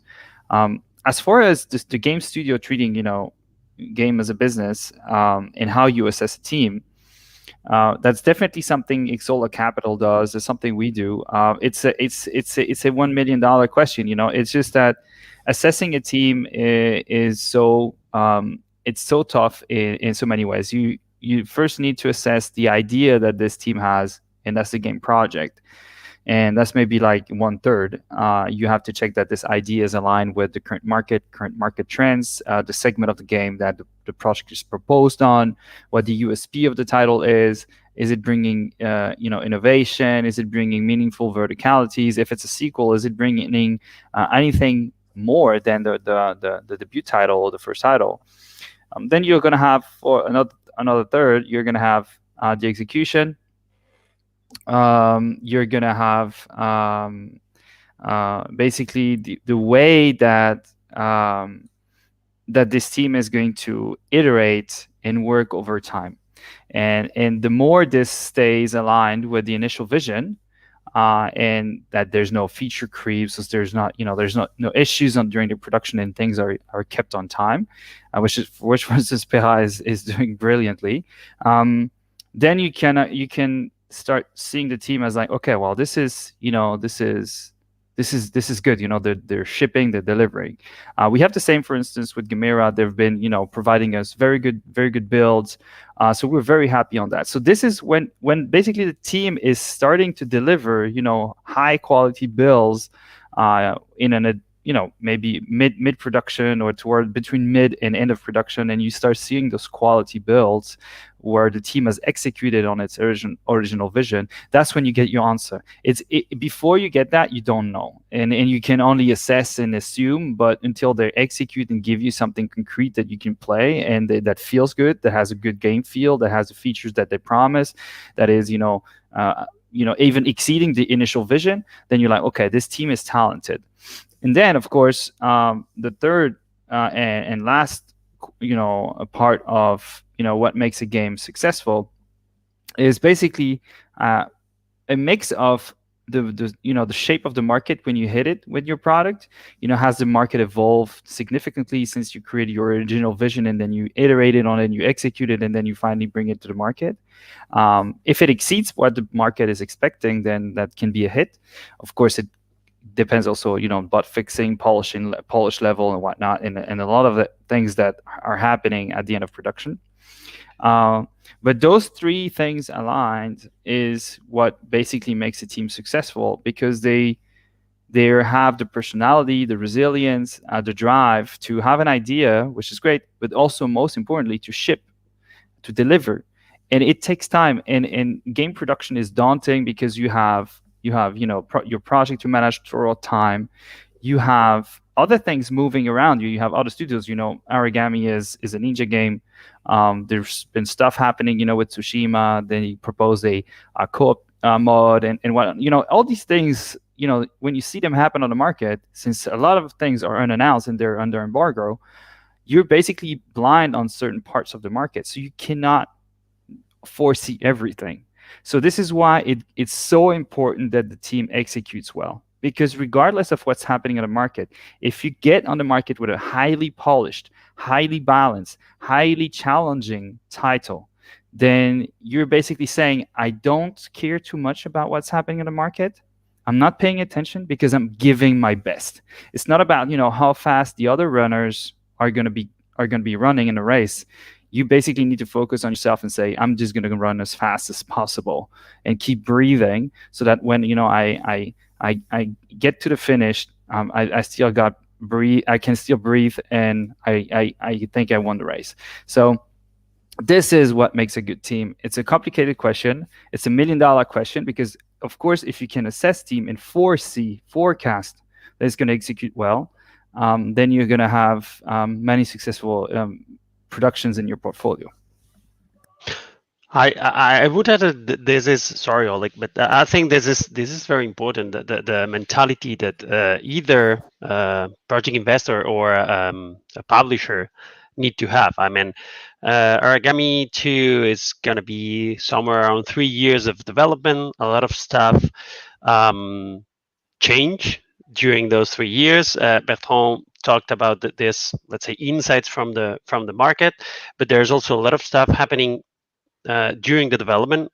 I mean, internally, a lot of things in Origami 2 are the first time that our team makes them. So there's a lot of things that are very difficult to estimate, to predict, right? So there are going to appear a lot of issues and problems during the development, and it is, I mean, completely needed for the partner that understands this. And this is something that Bertrand and Games here does brilliantly, because it's like, oh, Bertrand, you know what? This happened. We hadn't plans for this, so we are going to react this way to this issue. What do you think about it? Please give us your opinion, because we see in that case Games here as a part of the team, because we're all on the same boat, and we're like trying to as he said, breathe and get to the finish line in the best way possible. So I think it's critical that the partner has this mentality of, okay, I need to understand that there's a lot of stuff that will change and evolve during the development, and I need to be proactive and helpful to development team. This is very important for me. Okay, and one other thing that Bertrand has mentioned is that it's important to, well, whether the team is actually prepared to execute on that mentality and on that vision. And then the question is then, how early would you say a developer can approach a publishing partner or an investor? Clearly, it helps if they have shipped games before and they can at least show some track record. But on a particular project, like, is there a stage when it definitely makes sense to engage into the talks with a partner, like a playable build or vertical slice, or even a completely and almost ready game? Maybe I can answer that one. So I'm going to give two different examples. I'm going to give the example of Alalot, and I'm going to give the example of Origami 2.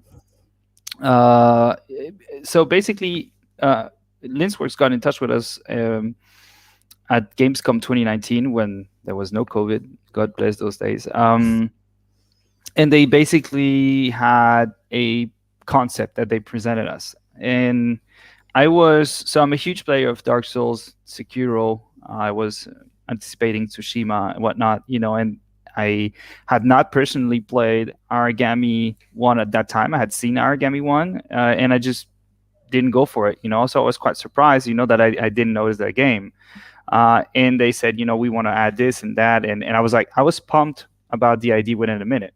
And then it was just a matter of, them showing us what they did in the past. Of course, the commercial success of the first title helped, but they had no playable. They had a playable on their end, but they didn't send us a demo. It was more like, okay, that's what we're going to do. That's how we're going to execute. That's the team. That's what we did. And, of course, the debut title helped a lot to take a decision, because usually we will always take and require a playable or V-slice or a prototype. As far as Gamera and Alalot, we got in touch with Gamera. I think it was a GDC 20.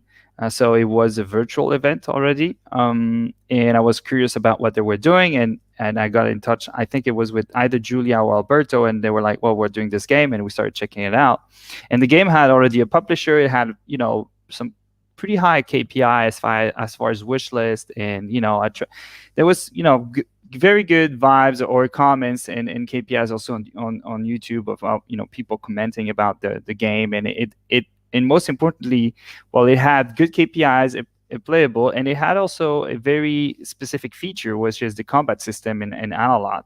And it was like, as a Souls player and my partner being isometric RPG player, I thought, well, you should probably pay attention to this, because I'm a Dark Souls player and they want to bring this to isometric RPG. So I was like, you should probably check it out. And it was instantly in love with the idea. So at that point, for Gamera, they had good KPIs. They had, they were pretty advanced in the production. They had a publisher. It was easy to work out a deal with them. It was easy to go for the project and say, well, okay, this is cool. This definitely deserves, maybe an extra boost. Do you need an extra boost? They're like, yeah, sure. If you guys come on board, we can make a better game. We can increase the production value. We can get more time to polish and really deliver the best title. So it could have gone on. The game could have gone out earlier, but they took the decision ultimately, which is like, I want to give the best game to the players. So we got on board, added some extra cash, and on their way to, making an even better job. So you really have two different case scenarios for us, really. It's like, you come to us with, you're not necessarily well established, but you have a first title, and you basically have already proven that you can iterate and ship a game.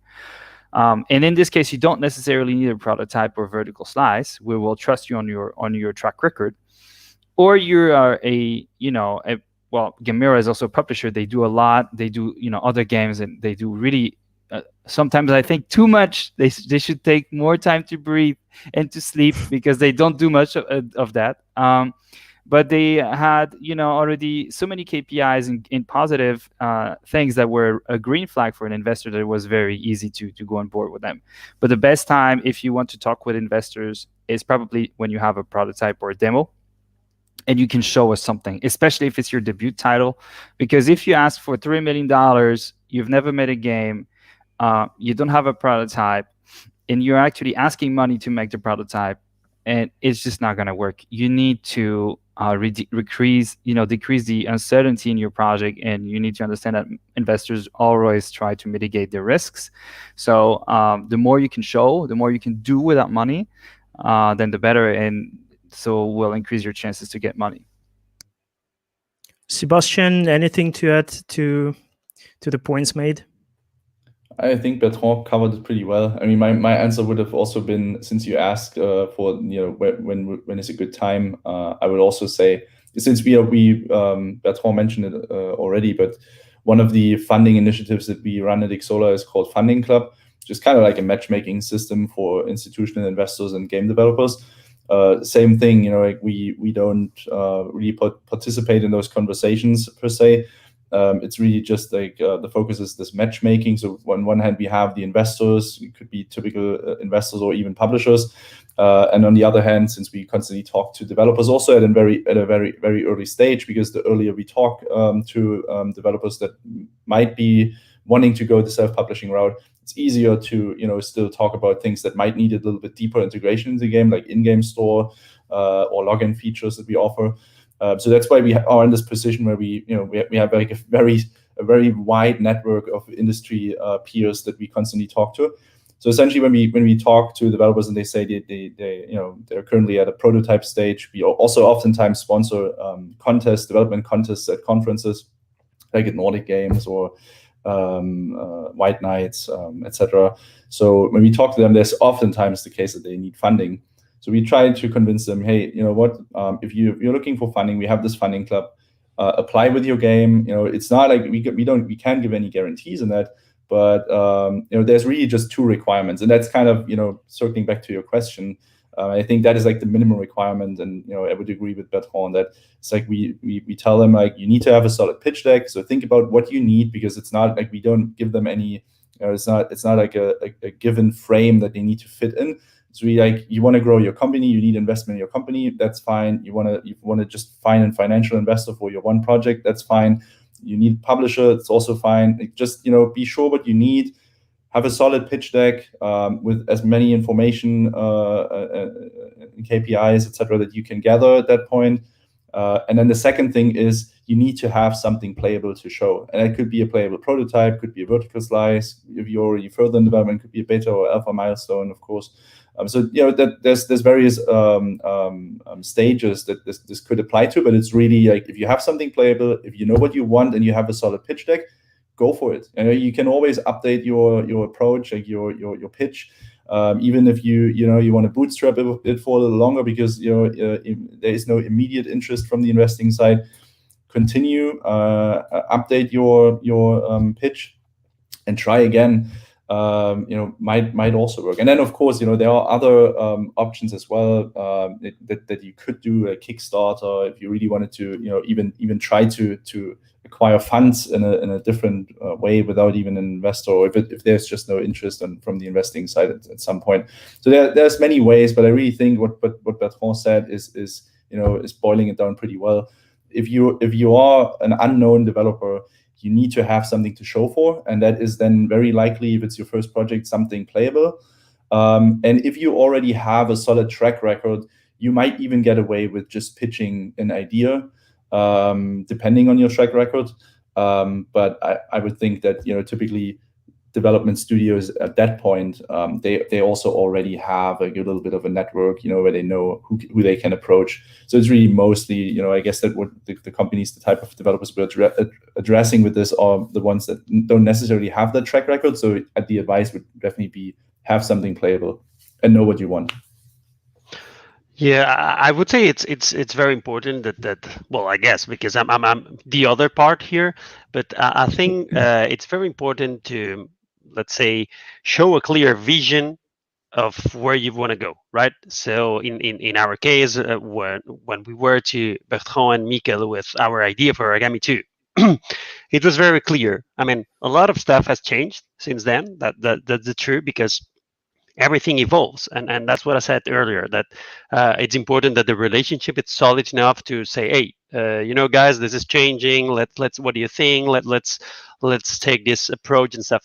But it was I think it was important that what we presented to them, it was solid. There was a video from a prototype that we had. It was not playable at the time, but because it was a bit of a mess, and we kind of faked it a lot of stuff for the video, but it reflected, or it put kind of in place what we wanted to transmit with the game. And I guess that's very important, that you share a clear vision. And yeah, I think that the first playable that we could share with Bertrand, I think it was 2 or 3 months after the games come. So it was, we were talking during all the time. We let them know that the production was going good. And at one point, we just delivered a first playable, and I guess it was the proof for them to say, this is working. But yeah, clear vision, I think it's a must. Before you have a clear vision, I wouldn't go with to a publisher or an investor or anyone, because first you need to know what you want to go. But I think that's like the perfect example, because you are really one of those developers with a track record, right? Because you already had, like, you are essentially pitching the second part of a game series where the first part was already very successful, and you've already shown, since you already self-published it, you had some success to show for. And I think that is really what Bertrand meant. It's if you have that, that's when you can actually also get into a conversation at an earlier stage, because you have something else to show for the execution. But if you don't have that, like if that would have been your first game, the conversation might have been a little bit different, or the whole thing would have kicked off at a little bit later stage, I could think. Yeah, totally, Sebastian. I mean, for first iteration, so the case of Flintworks was very easy for us, because they, as you mentioned, they had a lot to show. As far as first iterations, it really goes down to the prototype. So we recently signed an unannounced title jointly with another indie. The title is still under embargo. It's also an Italian team, and out of the blue, I got this pitch from them, and the pitch was horrible. It was bad. It was just a bad Word document, and the storyline was also, it was very confusing to me, and I was like, what is this? But there was a prototype, and I went played the prototype, and the prototype is the best I've ever had so far. It's just one of the best game at prototype level that I've ever played, from the quality level of textures to the quality of the animations, the movement, the game feel. Everything was beautiful in this title, and I was like, who did this? And why is the prototype so good? And have they made anything before? And they didn't. So when you have somebody, which, by the way, they made also with only an Unreal grant of 20,000 euro. When I got this, I was like, who did this? How did they manage to do this? And when I discovered they made it without money, I was just mind blown. And I was like, I absolutely need to sign this. And trust me, it was rough, because there was competition for this title. But it's the quality of the prototype, or the vertical slide, or the demo, that is really gonna get us hooked on your project if you haven't done anything in the past. Because there's those guys who come to you and say, I need $300,000 to make a prototype, and they don't have a team, and they say, I have a lead, and I have people who are working at AAA's, blah blah blah. PSG, the football team, is the best example of putting stars together doesn't always work. Maybe you won't get chemistry. You will have something nice on paper, but you won't get a good team. It's the same with a game studio. When you assemble people from AAA's and you say, oh, I have this team and I can hire them and I need $300,000 to do that, and maybe it won't work. Maybe you put good ingredients, but you're not doing it properly. The cake will just be bad at the end, and nobody's going to be willing to eat it. So you need to be very careful with this. So when people come with you and they have already shown you that they can execute and make a prototype, and it's good, then you're like, okay, he has no money, he wants my money, but he has no money, and he did this already. And in this case, the prototype is so good that you cannot wait to see what this team is going to do with money now, because those guys went through, imagine making a prototype with 20,000 euro over the span of 18 months. There's like no money at all. They had side jobs to survive. Trust me, when I signed this deal, I was like, okay, you deserve this money, and I can't wait to see what you will do with it.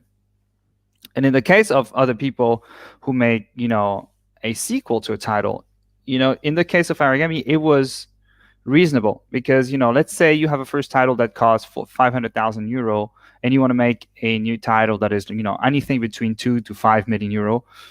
It's okay. It can be it can be a big step up, but so long your team doesn't triple or quadruple, you're okay. If it doubles, it's okay. We have teams, and I discussed this with Pera this month. There was a team that presented us a project, and we checked it, and it was just amazing. It's just an amazing game, but the budget from the debut title to the sequel goes from $2 million to 25. And that means that they're going to have to recruit a lot of people. It means that the production scale just goes it increases drastically. It goes from single player to full-blown multiplayer. It's just too much risk. And no matter then how good your debut title is, it doesn't matter if you sold, in this case, 500,000 copies or 1 million copies. The gap between what you did and what you're going to have to do and face to deliver this initial vision for an investor is too big. It's too big of a gap. It's too big of a risk. So making a successful first game to get attraction from investors is not enough. It has to remain also reasonable. Otherwise, people will skip you. I wonder, though, for this undisclosed project that you mentioned, what even made you look beyond the pitch that was horrible, as you said? Like a lot of people, well, Sebastian including here, are saying that it does come down to the solid pitch, and that was not the case in this scenario. So it doesn't come down to the pitch. Yeah, no. If I'm honest, I skipped it, and Michael double checked what I usually throw away, and he was like, did you check this? I was like, yeah, it's crap, And then he was like, did you play the build? And I was like, no, the pitch was crap, and I didn't play the build because it looked like a fishy zip archive. But he did open it. That's also why now I always test builds. And I couldn't believe it. So it's just that it also goes down to the fact that you'll have game devs who are bad at presenting, what they're doing. They're just bad at displaying what they're doing. They're just good at doing. If you take a look on a YouTube channel called No Clip, they have really interesting documentaries about game releases or how certain studios execute on certain games. So out of the blue there is, or right on top of my head there is, for instance, a documentary for the release of Hades. There's a documentary about the release of Alien Isolation, and those are two very different studio size, two very different budgets. But what's interesting when you take a look at them is they go through the same interrogations, they go through the same doubts, of saying, okay, I'm playing this build right now, and it doesn't have audio effects, it doesn't have visual effects. It's very average, and you're like, okay, I just burned millions and millions of dollars, and what I have right now is pretty average. And it can get tense, So you again, the most important part that a team can show is to execute on its initial vision. Of course, you evolve around the way, but if you still remain, faithful to your initial vision and what you want to do with the game, then when all those pieces come together at the end, and you do the crucial phases of playtest and QA, but it gives you a good result, then you know that you maybe have a little gem in between your hands. But I think it's something that you suspect, like I suspect for this undisclosed title, because they have the capacity to very early on execute and provide something very good. But I will only know, towards the end of production when I see everything glued together. And I think it's very presumptuous to say that, for an investor, I know this team will be good. No, you suspect, you assume, you have a certain instinct that tells you this, but it's very empirical over time that you then verify that your bet is accurate. Okay, yes, and also for indie developers, I guess some things are just running on luck. At least in this case, they were lucky that there was somebody to make you double check that the game was good. Jens, one last question maybe, because we are running out of time. Clearly, so you guys mentioned that you met during physical in-person events before the whole COVID situation. If a studio is considering their options right now, what would you say is the right place to even start looking for an investment partner or for a publisher? Well, I would think that Xsolla would be one of the places, right? Due to this matchmaking system. But so any words of advice to fledgling developers who are struggling out there with no physical conventions right now happening? I mean, yeah, like you said, I would always recommend developers to check out our funding club, as like one of the many ways that there might be. Also, one thing that we're also running, by the way, is another initiative called Diamond Club that we just launched openly, I think in January this year. It's kind of we're trying to kind of build like a social, an industry social network kind of thing, where we bring publishers and developers together. Really, it's more focused, generally focused, I think, down the line. We're trying to have these kind of conversations, panel discussions, and identify hot topics in the industry that we can cover, and basically work with the experience of Diamond Club members. But what we also do is, since we are sponsoring a lot of these conferences, etc., there's always a set of tickets that we have available for Diamond Club tickets to these conferences. And if developers want to get out there and spread the word and network, they can just apply for any of the conferences that we partner up with. Say, hey, I want to go there, and we distribute tickets as long as we have tickets amongst the Diamond Club members that apply for them, and they can register to these conferences for free. I mean, if this thing keeps growing, then at some point we will probably not have enough tickets for every applicant for each show. But I'm sure that the team is working on at least getting some discounts for Diamond Club members. So this might also be like a good approach to get out there and generally use it for networking purposes, and then also it might be another way to sign up for these conferences and basically put it in your profile. You're looking for funding, and then you will run into people like Bertrand at these shows, and you might be lucky to convince them. Those were my suggestions, but I'm sure that Bertrand has a couple other aces up his sleeve. Just now nobody waits. I mean, I've met Sebastian several times at fairs, in events. Bera, we got in touch at Gamescom. That was the first contact we had. So physical events are definitely very important. But now with COVID, people get in touch with us just all the time. They don't wait for events anymore. I think it's great because you have less, the barrier of saying, okay, going to San Francisco for 4 days is going to cost me anything between $5,000 and maybe $3,000, and it depends your budget, where you're going to stay or whatnot. It can go, an upper 10 or 15K if you pay for a booth and whatnot. So there's not that barrier anymore.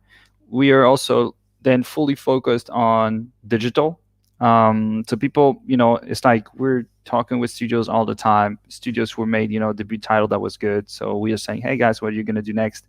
We're interested in staying in touch with you. There's people who go in touch with us automatically. There's publishers, and just get in touch with us. There's just no rule anymore. We're not more looking at projects during Gamescom than we are right now that I'm going to be doing tomorrow.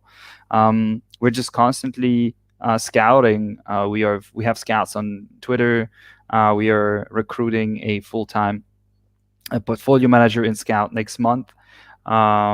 So just get in touch with us. Just pitch us. As I mentioned, if you have a playable, a prototype, a demo, if you have an elevator pitch, if you know more or less what your game is going to cost, get in touch with us now. We will. We have signed deals without seeing teams, so that's just the way it is. There's sometimes right now it's very hard to travel. It's very hard to move around. So we're at ease with signing deals without being able to meet in person. Of course, it's bad, but that's just the way it is, and we have to adapt. So just write us, gamescoreseer.com. Get in touch. All right. And Pera, it's appropriate, I think, if we finish this interview, this panel, with the words from an indie studio.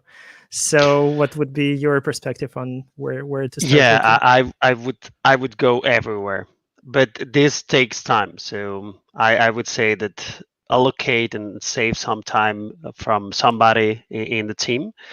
But try to be everywhere, because there's a lot of people to know. There's a lot of people that can help you, can share your vision, and you don't know where they are. So look everywhere, and finally you will be able to find somebody that share your vision. If your project or your product is good enough, that's for sure. I mean, you need to work very hard on a very great game, and I'm sure that then you will find anywhere somebody that can share your vision. Okay, that sounds hopeful, and I believe that's a good note to end this with. Well, thank you, gentlemen, for joining me today for this. I hope whoever was listening and to this and watching us found it illuminating. thank you guys, and take care then. Thanks. Sure. Thank you very much. It was a pleasure. Thank you. Bye-bye. Bye-bye. Cheers. Bye-bye.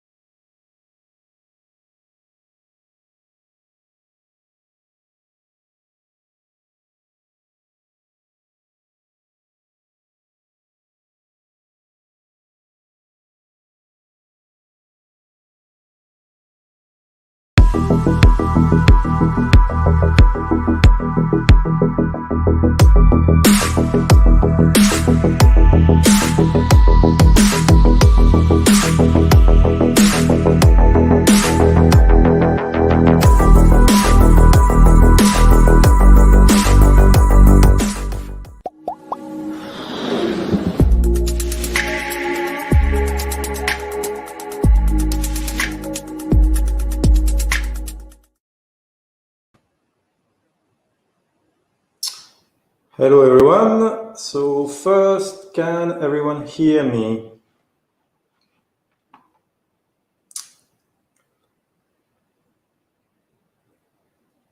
Okay, would be good to have feedback. Okay. Good. So do we start right now? Do you have that presentation as full screen? Because that would be better than my ugly face. Yeah, thanks. Gameplay patterns and their evolution. So briefly, I am Renaud Charpentier, and I am the co-founder of Tower 5. So we are an indie studio in France, in La Rochelle, and we do mostly console games. And personally, I've been making game and being in the game industry for more than 20 years. And I've been and I've seen a lot of discussion around these themes. So at some point I thought that would be interesting to kind of structure that a little bit more, so that this conversation about the types of games and all of that is a bit more informed, and that came to the few thoughts I've gathered here, and I hope you will enjoy.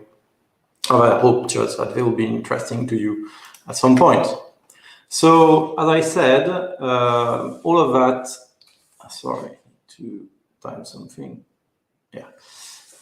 So all of that started with quite common questions that you probably have already heard thousands of times, and you will again hear thousands of times, which is basically what defines the essence of a given video game.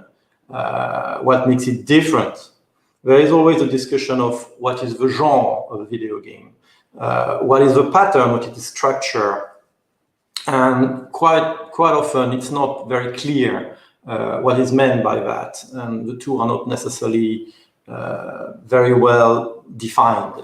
Also, as I believe video games are an art form, if we are talking about patterns, do we find example of patterns in other art forms? Or is it something specific to video games? And once we'll have a bit looked at that, there is an important question for us game creators, which is how can we work with this pattern? How can we evolve this pattern? Does that understanding of how this structure behave and decide of the experience of the game helps us to actually work on them and take the right decision when we touch them, when we work with them as designer, game director, game creators. So the core thing for me is that what I call a gameplay pattern define the games we are playing. And that came from a discussion a long time ago I had on the survival horror genre, because I was working on a game of a style, let's say style precisely, because that's not that well defined. And very quickly you come to that problem of survival horror, okay, but what are we talking about? Are we talking about Resident Evil 1, for example, or Resident Evil 4? Because that's absolutely not the same thing. And Resident Evil 4 was, in its time, a very important game, because precisely, and everyone perceived it like that, it very successfully changed the structure of the game, mainly by going from fixed camera, which was technical constraint, but has always been like that, to a camera over the shoulder that lets you look everywhere you want, which completely changed the experience of the game. Also, if you say, okay, yeah, we're talking about survival horrors, already Resident Evil 1, Resident Evil 4, clearly it's not the same thing. What about Left 4 Dead? is Left 4 Dead a survival horror game? And probably the answer is no. Left 4 Dead is a shooter. It's an action shooter with lots of enemy to shoot. And okay, there are common themes, but clearly it's not the same game. And it's not the same people who are going to play it and enjoy it. Same for Vermintide. Is Vermintide a survival horror game, or is it more Left 4 Dead? So all of that is a bit blurry. And what I propose is that a gameplay pattern define a type of game before anything else.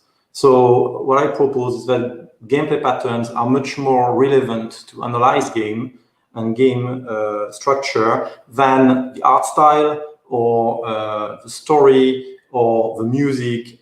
All of that is important, of course, and they are going to change the game. But the most important part of high-level design of a game concept is what I call gameplay pattern, and it has to be, I think, dissociated from the rest, which I've rarely seen clearly expressed like that, and clearly dissociated. There's always a kind of mismatch of what is what.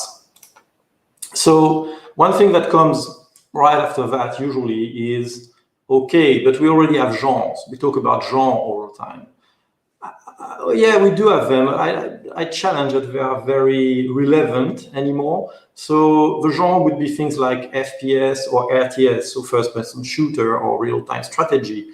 These are historical genres, and most of the time they were born from a single key element of gameplay.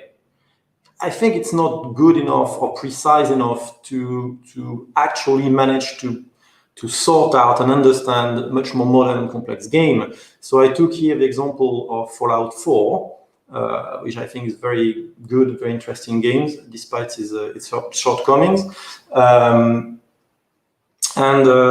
Fallout 4, which genre would you attach to it?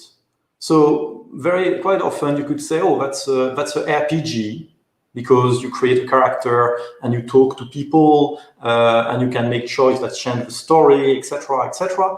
But isn't it also a FPS? Because you can play the entire game gunning through it, doing very little talking if you want, because the game gives you this freedom.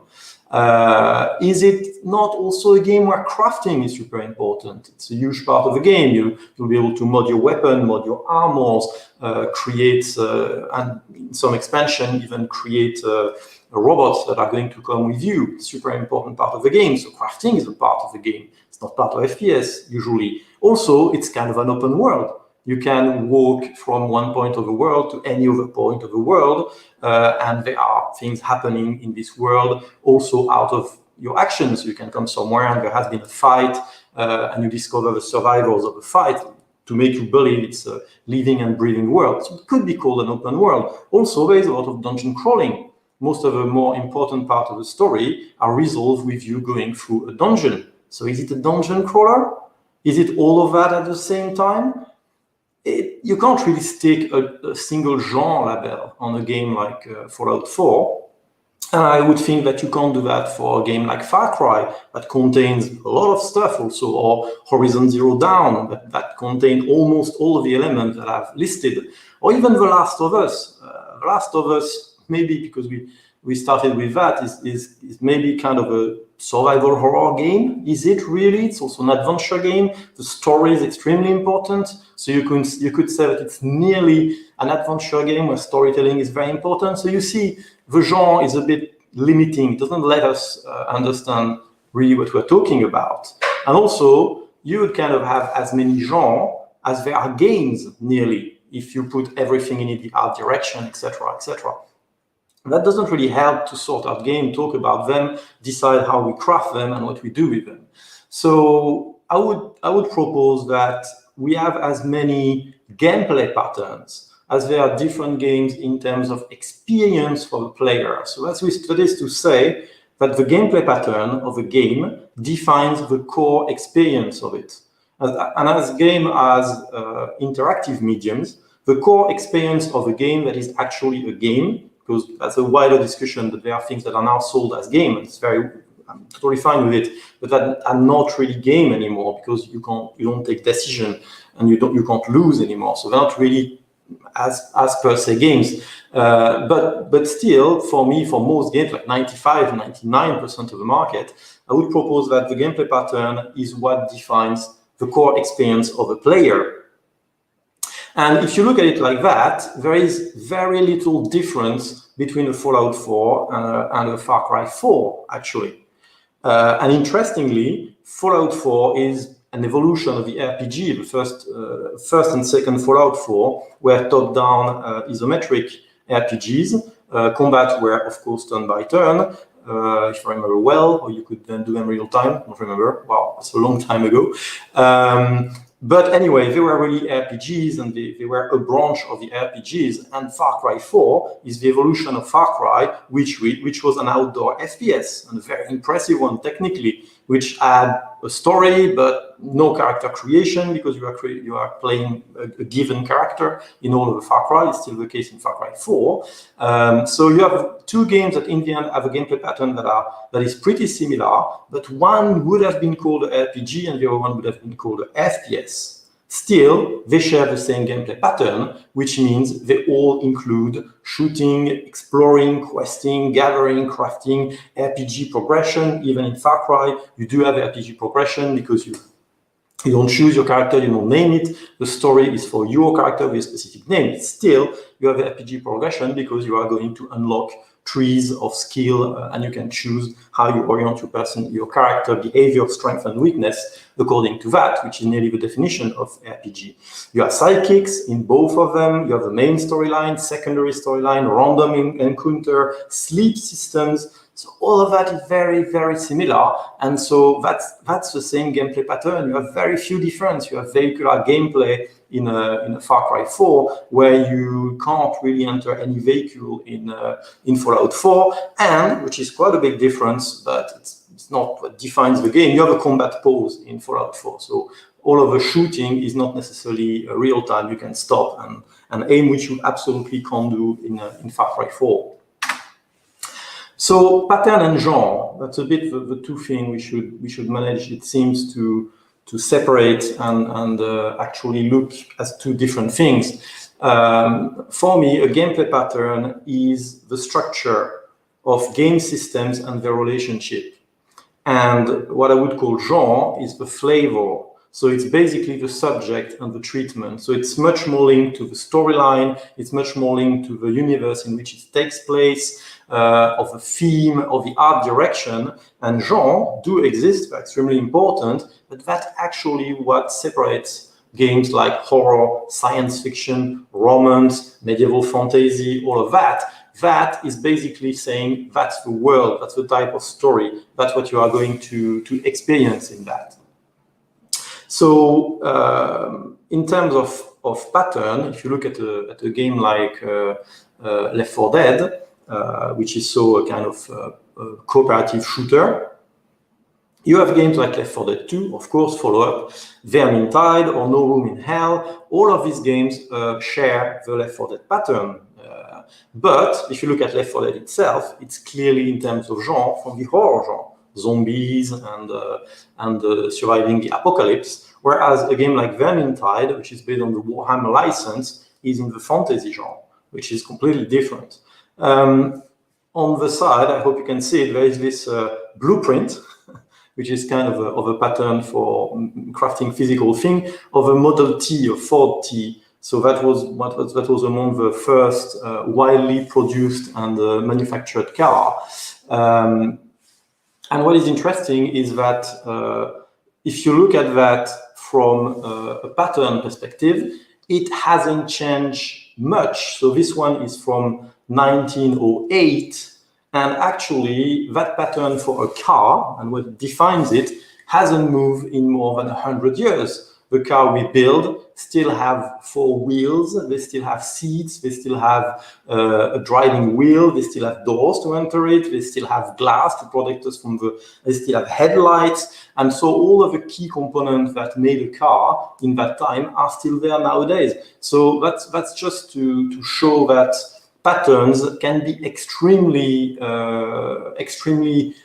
solid and extremely enduring through time when the genre can completely change. Because you could say, yeah, of course, the Ford-T model has absolutely nothing to do with an electric car of today. I would say, yeah, that's the genre, that's how it looks like. And of course, a Formula One or a Ferrari is completely different from a SUV, or is completely different from a military vehicle. Yes, okay, that's the genre, that's what they are used for, that's where you're going to see them. But still, if you look at how they are made, what are the core logical systems that compose them, of course, they have evolved technically a bit, but they are still pretty much the same 100 years later. Why? Because it works. And that's exactly the same for video games, if you talk about patterns. So the important part here is to really make a good differentiation between the genre, which is, if we accept to call it like that, the flavor of the game, and the pattern, which is its logical and core structure. So if we talk about pattern, and I just talked about the Ford Model T and its blueprint from the 1908, is it something we find in other art forms to have these underlying structures that actually helps us understand this art form and helps us work on them? So if we take one of the oldest art form, which is storytelling, you could argue that probably one of the oldest art form on earth, storytelling, was probably what our ancestors were doing around fire, was telling each other stories. They didn't have book, of course, they couldn't print, but they were capable of telling stories and evolving on them, and that's how fantastic stories like the Iliad and the Odyssey Odysseus story came to us, precisely because at some point they were written down. But initially, the Aedes, I don't know if you pronounce that in English, sorry, Aed, were actually traveling storytellers in Greece, and they were telling the story of the war in Troy and how Odysseus managed to go back to Ithaca, and they were telling that out of their memory entirely. It was not written. So you already had very developed storytelling without writing, so storytelling probably is one of the major art forms. And there, thanks in particular, it's not the only one, but it's probably the most notable, thanks to an American scholar called Joseph Campbell in the 70s, who studied how all the classical myths were actually structured. He called those monomyths. I won't go into detail. He wrote a book called A Hero with 1,000 Faces, where he details what he calls the hero's journey. And the hero's journey applies to many of our classical tales. That's the thing that is summed up on this. But here you can see the first picture is Neo from The Matrix. Second one, of course, is recalling the characters from Star Wars. And then you have this guy taking his sword out of a rock, so probably Arthurian myth. Then you have Spider-Man, then you have at the bottom Greek heroes, and all of these he analyzed, and I highly recommend reading his book. I mean, if you take one thing out of this talk today, is to read Joseph Campbell, Heroes of 1,000 Faces. I think you won't regret it if you haven't read it already. And what he shows is that in all of these monomyths, which is these classical tales that are passed from generation to generation, there is an underlying pattern, which is the actual structure. So once again, that's the structure of storytelling. That is not the genre, because in this, as you can see here, you have Star Wars, which is science fiction. You have Raiders of the Lost Ark, which is kind of adventure. You have superhero. You have even science fiction, of course, with or kind of close technological science fiction with the Matrix. And what it shows is that all of this tale, the underlying structure, the underlying technique of storytelling below is the same. So the pattern is there, and the genre defines which area, which style it belongs. Still, the mechanism below are the same. So clearly, in writing, which is one of the oldest art forms, yes, you have patterns. And it's not the only thing. So after that, the Greek especially were very interested in drama.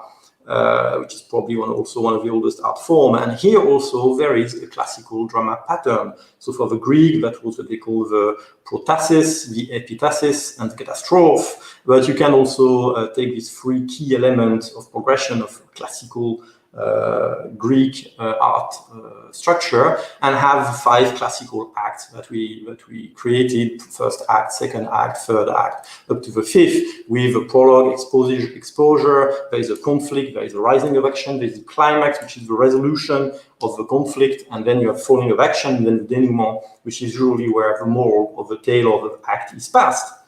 So for drama, classical drama, Shakespeare or Molière or Goldoni, because we're in Italy here a bit, all of that is, all of these very different plays on very different subjects are structured, or many of them are structured by an underlying pattern.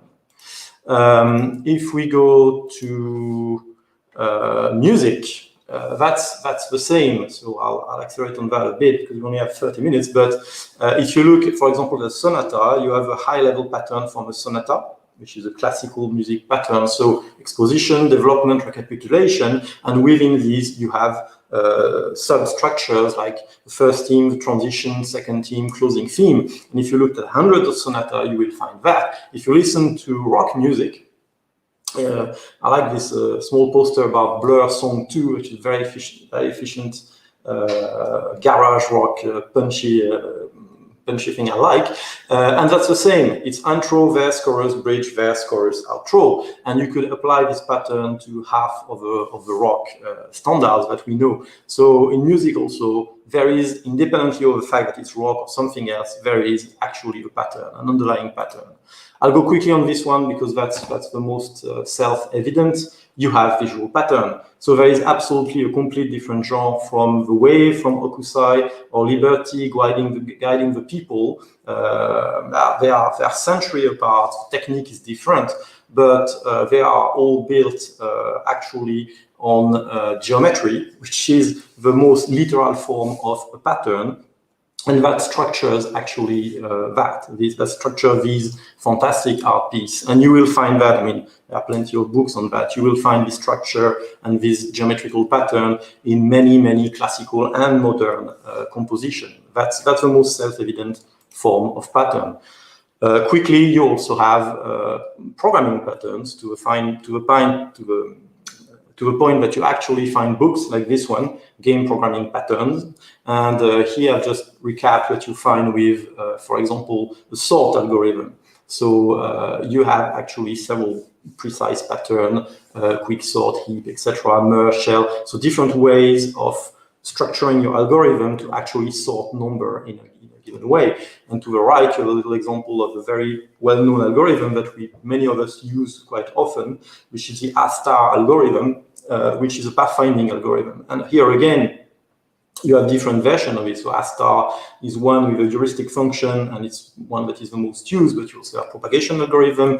You have B*, you have different evolution of that. But it means that if you are going to create, or you are going to code once again, well, probably you should take a plugin for that, but if you want to reinvent the wheel and recreate your own A* algorithm, you are going to apply the underlying pattern that is below. Still, it's going to be your code, and it's going to be structured differently from another programmer, but you will follow that pattern. So pattern in video games, I think to go back to that, I think that one thing that is very important to note is that most very successful video games are built on already existing pattern. If you take World of Warcraft, if you take Breath of the Wild, PUBG, or should I say Fortnite, or if you take all of the Call of Duty, none of these games has created the pattern that made it successful. They are all new incarnation of already existing pattern. They polished them, they added things to it, we're going to see what they did, but they are not original, they didn't come completely out of the blue. And success through the creation of a brand new pattern, that is extremely rare. You could say that when Tetris arrived, we'd never really have found something exactly, you couldn't say Tetris uses the pattern of a pre-existing game. Probably Video game historians are going to find something that was pretty close, where you had Tetramino, but not that way, not with them falling from the top and time constraints, etc. It's the same for Minecraft. I know that there was a prequel called Infinity Miner or something like that, but Minecraft was kind of, with everything it presented, the way it presented, that was an original pattern. Doom was an original pattern. I'm not talking about the Doom reboot that we have now. I'm talking about the original Doom in the 90s, which was the first time we could move in a virtual world. It was not in 3D, made with sprite, and shoot at enemies in front of us. That was the first-person shooter pattern. That was kind of the first time we had that. You could say that GTA 3 was the first open-world pattern done like that and didn't really existed before. You also have more rare patterns that are less well-known, like Katamari Damacy, where you actually have to create a ball of elements that you glue together in a level under constraints, etc., which is a very special kind of physics puzzle pattern that has never been iterated on, but it's unique. It's not something that came from previous game. And you could say Animal Crossing. So Animal Crossing, probably video game historian will find games to say it comes from that. But Animal Crossing, the original one, was pretty unique in what it was proposing as a video game. So these were original patterns. But the wide majority of very successful games, they use, reuse, polish, and make better a pattern that was already existing. So, okay, we have this pattern. The question is, how can you work on it? So I propose two words to differentiate what you're doing on a game when you change or you work on it. So first, there are patterns gimmick. For me, a gimmick, it's a bit the definition of it, is a superficial addition to the pattern. It's something that makes the pattern fresh, something that adds something special to the game, but you don't take the risk of breaking the pattern. You don't break the mold. You actually reuse the pattern and plug a little something on top of it. You don't change it. And the way to recognize if it's a gimmick added to an existing pattern is simple. If you can remove it and you still have a game, and I would say a great game, then that's a gimmick. It's not a pattern change. So for example, if you consider that Ultimates in Overwatch is a gimmick compared to Team Fortress 2, yeah, that works. If you remove the Ultimate in Overwatch, not as good as a game, but it still works. You can still have a fantastic game of Overwatch without using any Ultimates. It would be probably a weaker game, but it still works. You didn't broke it. You could say the same for Shadow of Mordor Nemesis system compared to any other open world action adventure. Or you could say that about radiation in Fallout 4, which is quite important, it's quite unique environmental problem. But if you remove radiation Fallout 4, you make it a bit weaker in theme, etc. But it actually still works. You still have a solid game. And you could say the same for example, real-time crafting in The Last of Us. Last of Us is a masterpiece. If in The Last of Us you say, okay, crafting is going to be only at crafting bench and you can't craft real time, you make the game a little bit interesting and the fighting seems a little bit dynamic, but you still have a great game and it still works. So a gimmick is something that doesn't break the game if you remove it. A pattern mod, a modification, and that's where it starts to be very important, is a structural change to the pattern. So that's basically a change that modifies entirely the way the experience of the player is going to work. So that change can be small in scope. It doesn't have to be changing the entire of the game, but what matters is that the impact on the experience of the player is enormous, completely change how the game is perceived and played, which means that you take the risk of breaking the mold, and that's a big risk. Also, you might create a new market from an old pattern because you might bring back people to that genre or make that genre fresh if you manage to do a mod that works correctly. In short, and that's very important, if you remove, to analyze if it's a mod or a gimmick, if you remove it and it breaks the game or you get another game, then it's a mod. I think one of the best examples I would give is Hearthstone. So Hearthstone is basically Magic the Gathering pattern, but with one mod that is absolutely fundamental, is that the rounds are continuous. You don't swap between player A and player B during the round of player A. If I cast a spell the other player is not prompted to react, to interrupt it, like in a game of Magic. It's handled automatically with a thing that is already on his desk, which means that I can play my entire round without him interrupting, then it goes to him. I think that's this modification that ultimately made Hearthstone work better than most of the Magic Gathering adaptation that had existed for a long time before. You could say it was the same for Infiltration in Metal Gear Solid. So the first Metal Gear Solid in 3D was the first one to have really an open, well, not really an open world, but levels where you could do infiltration, where the view of your enemy was important, where you can hide, where alert, level of security of alert, etc. All the rest was the pattern of a third person action-adventure game that existed already, but not with this infiltration component that defined it and that they kept. So one of the big questions, and I'll be kind of done with that, is how you should do that. So how you should game is that, as it's a superficial modification of gameplay pattern, you can have many of them, and they can change the perception of the game a lot. So if you add gimmick to a game, you can have many of them. It's not really a big risk. The master example of that are EverQuest, going from EverQuest to World of Warcraft. World of Warcraft and EverQuest are basically exactly the same pattern, but there are lots of little gimmicks that World of Warcraft added on top, and it made the difference. They kept 95% of the pattern, but they had so many little mods that the game was even more successful than EverQuest was. And more recently, you could say it was the same for Overwatch compared to Team Fortress 2. Here you have the spread of character from Team Fortress and their equivalent in Overwatch, which shows you that it's really the same pattern with kind of the same rules, but they had a couple of additions that made it fresh and really interesting. How you should mod. So that's the interesting one. Modding is making, most of the time, a small change that has a tremendous effect. So maybe one of the best examples is going from a game like Battlefield to PUBG or any how we call these days.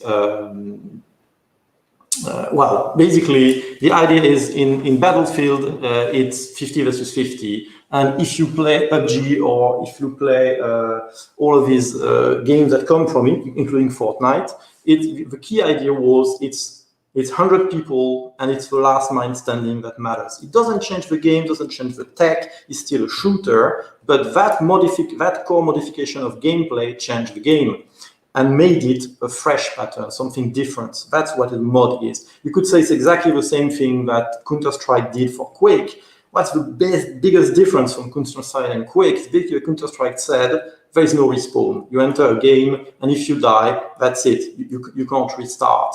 And that makes a massive difference. That means that you have fans of shooter like Quake, and then you have fans of Counter-Strike. And the fact that you don't respawn for the entire round completely changes the game. So, thing you could take away from that, so because nearly time's up, so I'm going to wrap up. I propose these 3 takeaways from that analysis. If you heavily mod a gameplay pattern, if you mod it, you will create a new one. And that's how baby gameplay patterns are born screaming, but they will be born screaming. It is difficult, it is dangerous, and you might fail to do it because you might break the mold and what you have might not work anymore. So you should do it early, you should test it a lot and see if the mod you have done is actually working. The second one that is kind of logical and comes from that is that baby patterns that you have created by modding, they will require new tools, new technologies and new interface. And like any other babies, they can benefit from various sources of knowledge and inspiration. So if you do a mod, you take a pattern, you make one important key change on it, and you get your new baby pattern, you will probably have to develop specific tools to be able to make it great, and you will have to pump other influence on it. Because you have created basically a new game, which means you can't really use the experience like a newborn. You can't really use all the accumulated experience on the game that you just modded. And finally, that is the theory, and it's useful, or a bit of part of the theory, but practice makes perfect. You will have a compass, a bit of a compass with that, but you have to practice a lot. I mean, if you want to change again and you have an idea to completely change the shooter pattern, for example, and you're like, okay, we have Fortnite, we have Counter-Strike, we have Modern Warfare, and I want to do precisely that, and it's going to be different, and it's going to be decisively different to the point that it creates a new game, or new game genre. Sorry, not a new game genre, but a new game pattern, so precisely a new game, you could say, market share, then you should try as early as you can, and you could expect that it's going to be sinuous. It's not going to work from day one. And what you should strive to do is test your assumption as fast as you can. So basically check that your modification actually brings what you were bringing. Don't spend too much time on rebuilding the rest. Try to go as fast as you can to actually check that your modification actually brought a new pattern or changed the initial pattern enough so that it's worth developing and in the end worth playing.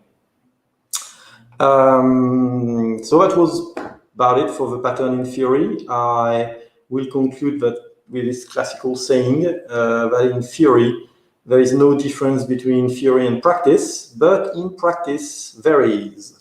So actually test your stuff, craft game by making them and playing them, but it does help to think a bit before on what you are doing. Am I just modding an existing pattern to actually make it fresh, but I'm staying in that type of gameplay and that type of experience for the player? Or do I want to mod? Do I have a key idea or a couple of key ideas that are actually completely going to change what it used to be? And then you should do that first, quickly, and very quickly put that in front of player to see if your modification actually work in the sense you wanted. That's about it, folks. That's been running for more than half an hour. So if you're still listening, thanks a lot. You are very patient with my bad English. So I was told that there are no direct questions. So we'll see how that comes. But if there are questions on that, or if you want to talk with me, I'm open to that. So either find me and ping me on LinkedIn, or transfer your question to the DStars organization, and they'll send back to me, and I'll try to come back to you. I'm always a fan of discussing and working on that. That's about it. So thanks for listening. And as I said, if you want to prolong that for another way, that would be a pleasure. Bye, people.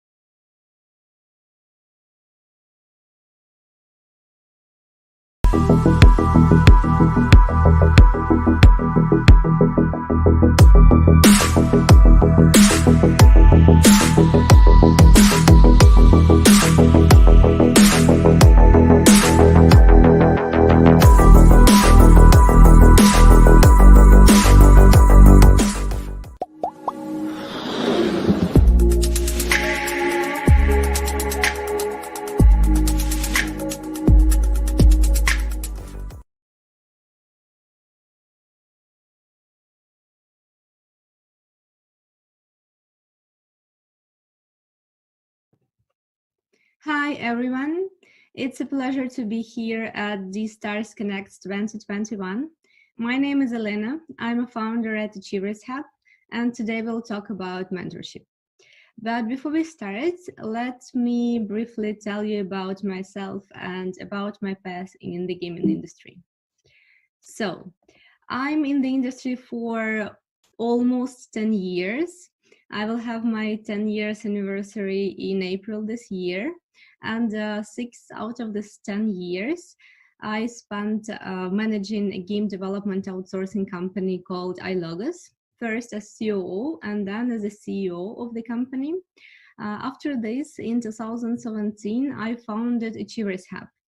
At Achievers Hub, we consult talented indie game development teams and help them connect with mentors, publishers, investors, pitch their games, and raise funds. Also, we help organizing online events such as Global Games Pitch. It's an international online pitching event, and a hyper-casual game jam going hyper. On top of that, I'm also an advisor at GDB Network, Games Gathering, and I also consult a couple of extremely talented teams on business development, sales, negotiation, pitching, and so on. I usually say at this point that I travel a lot, but you know, this year and previous year were different.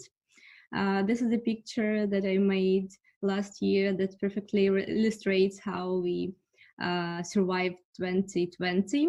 As you know, we have a lot of conferences in the industry, and I've been to more than 100 of them. Maybe even more already, but in 2020, these conferences were only online, unfortunately. So let's hope the online events will be back in our lives soon.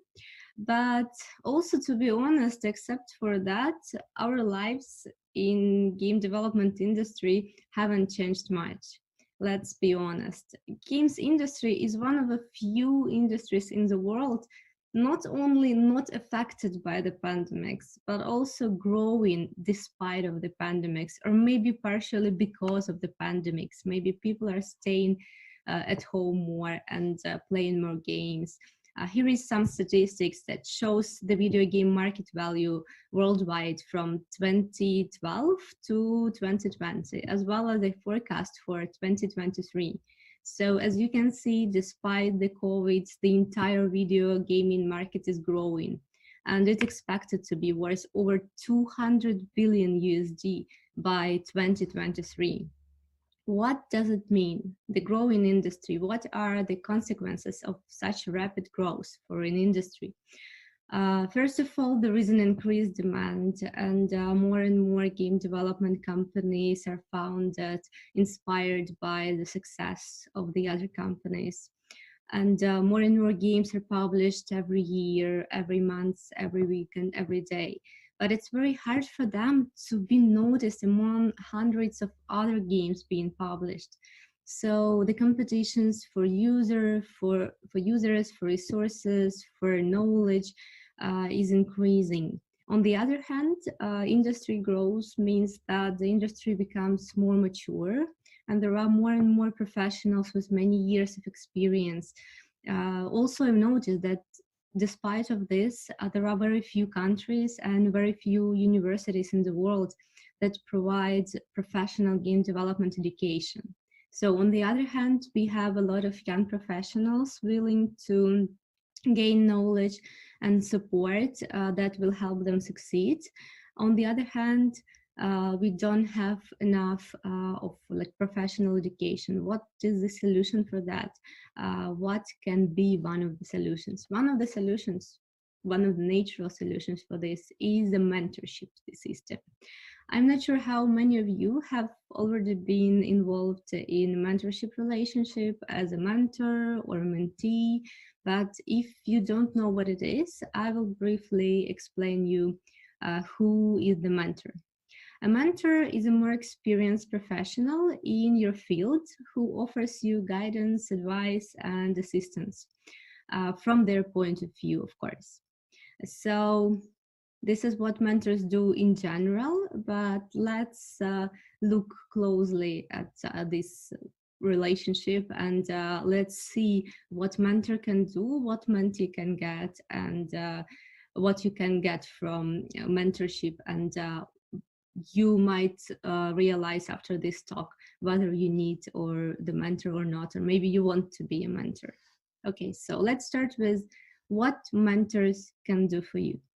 As I already said, mentors are more experienced people, meaning that they can, and they definitely will, share their experience with you, helping you not run into the same trap they had when they were in your shoes.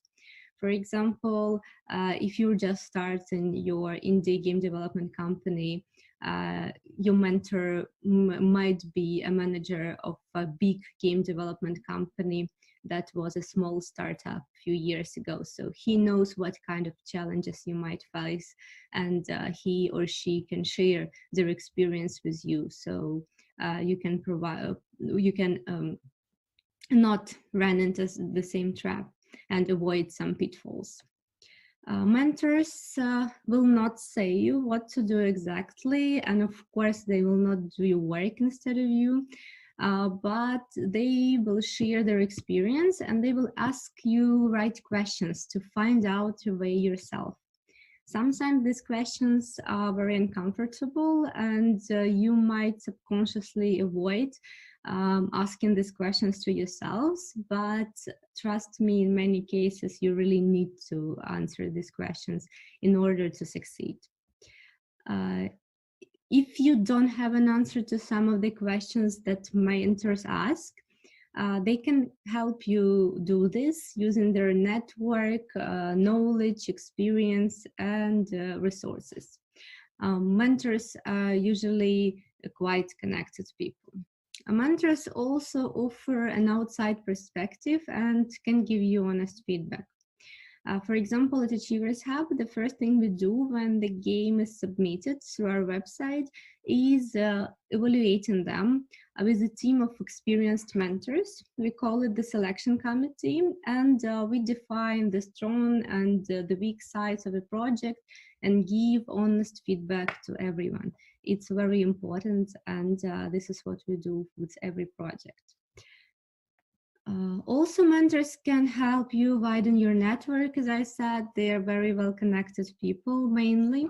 At least they are probably more connected than their mentees, partially because they're just more experienced and they just spent more time within the industry already. Partially because if the person likes to help other people and share knowledge, this person most probably travels, talks at the events, and so on. So they know a lot of people.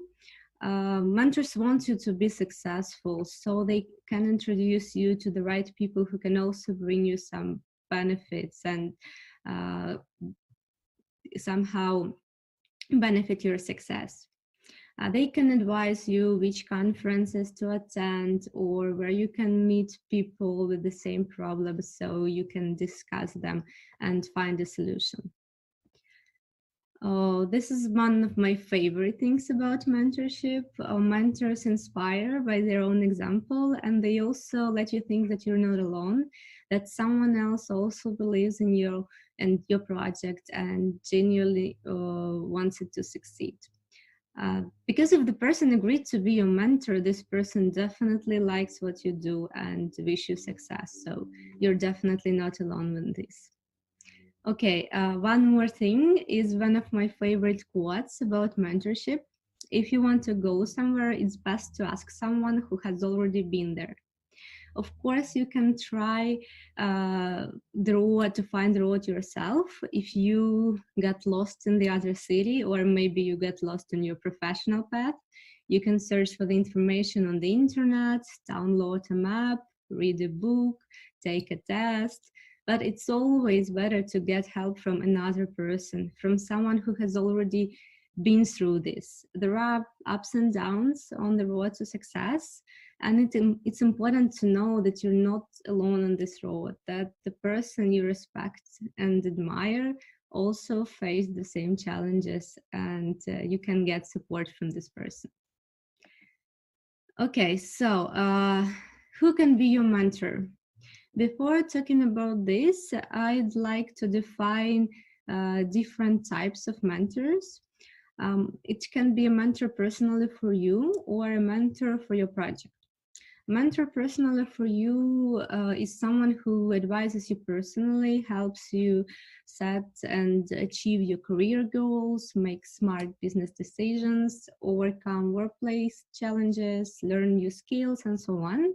While mentor for your project is a person that gives feedback and helps your project to be better.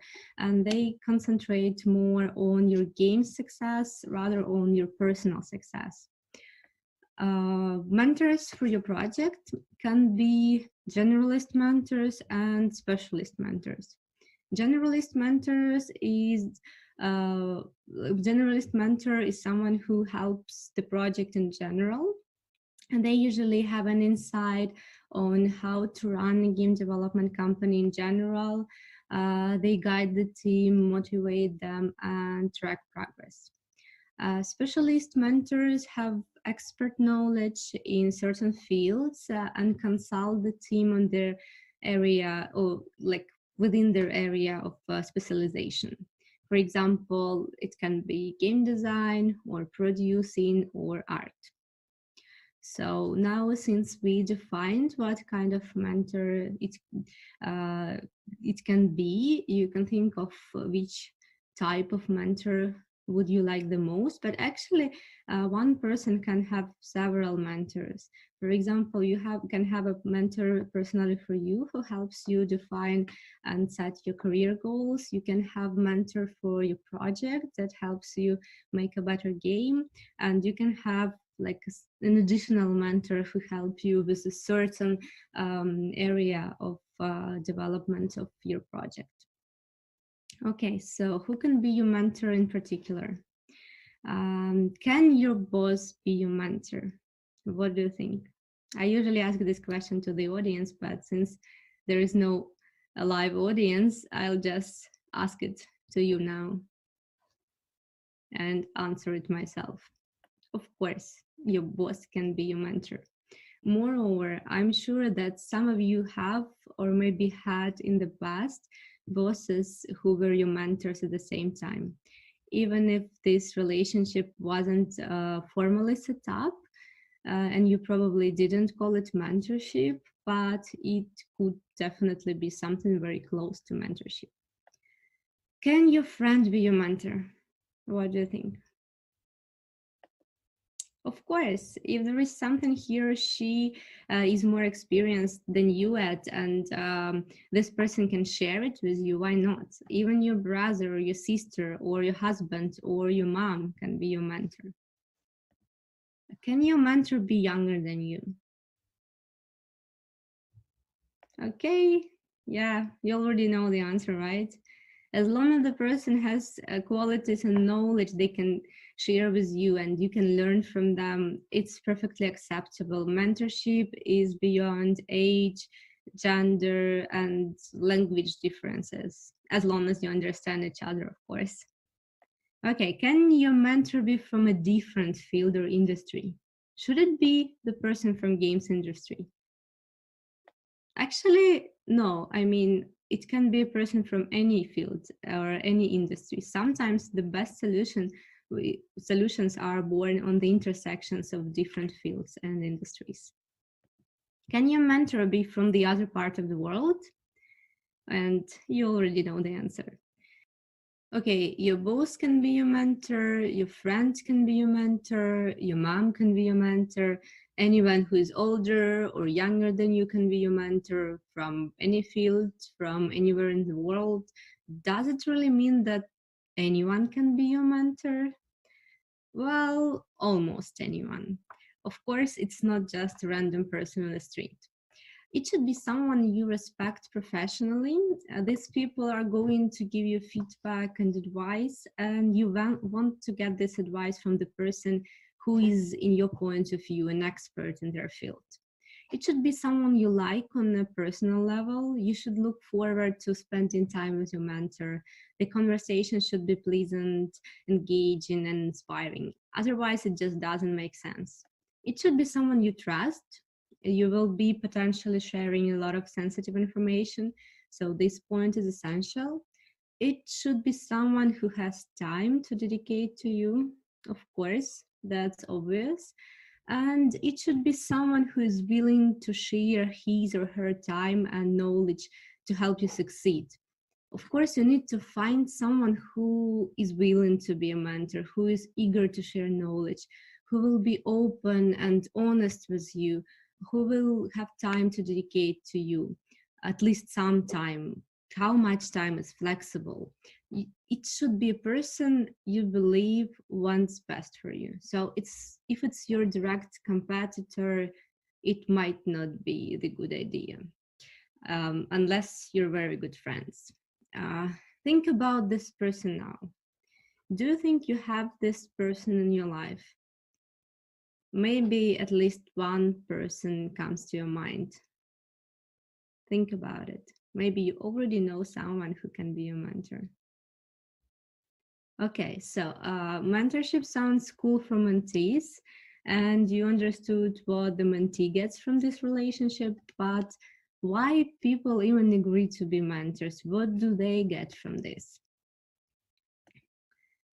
First of all, they get insights. Not only you get valuable insights from mentors, mentors also get valuable insights from you. They learn just as much as their mentees.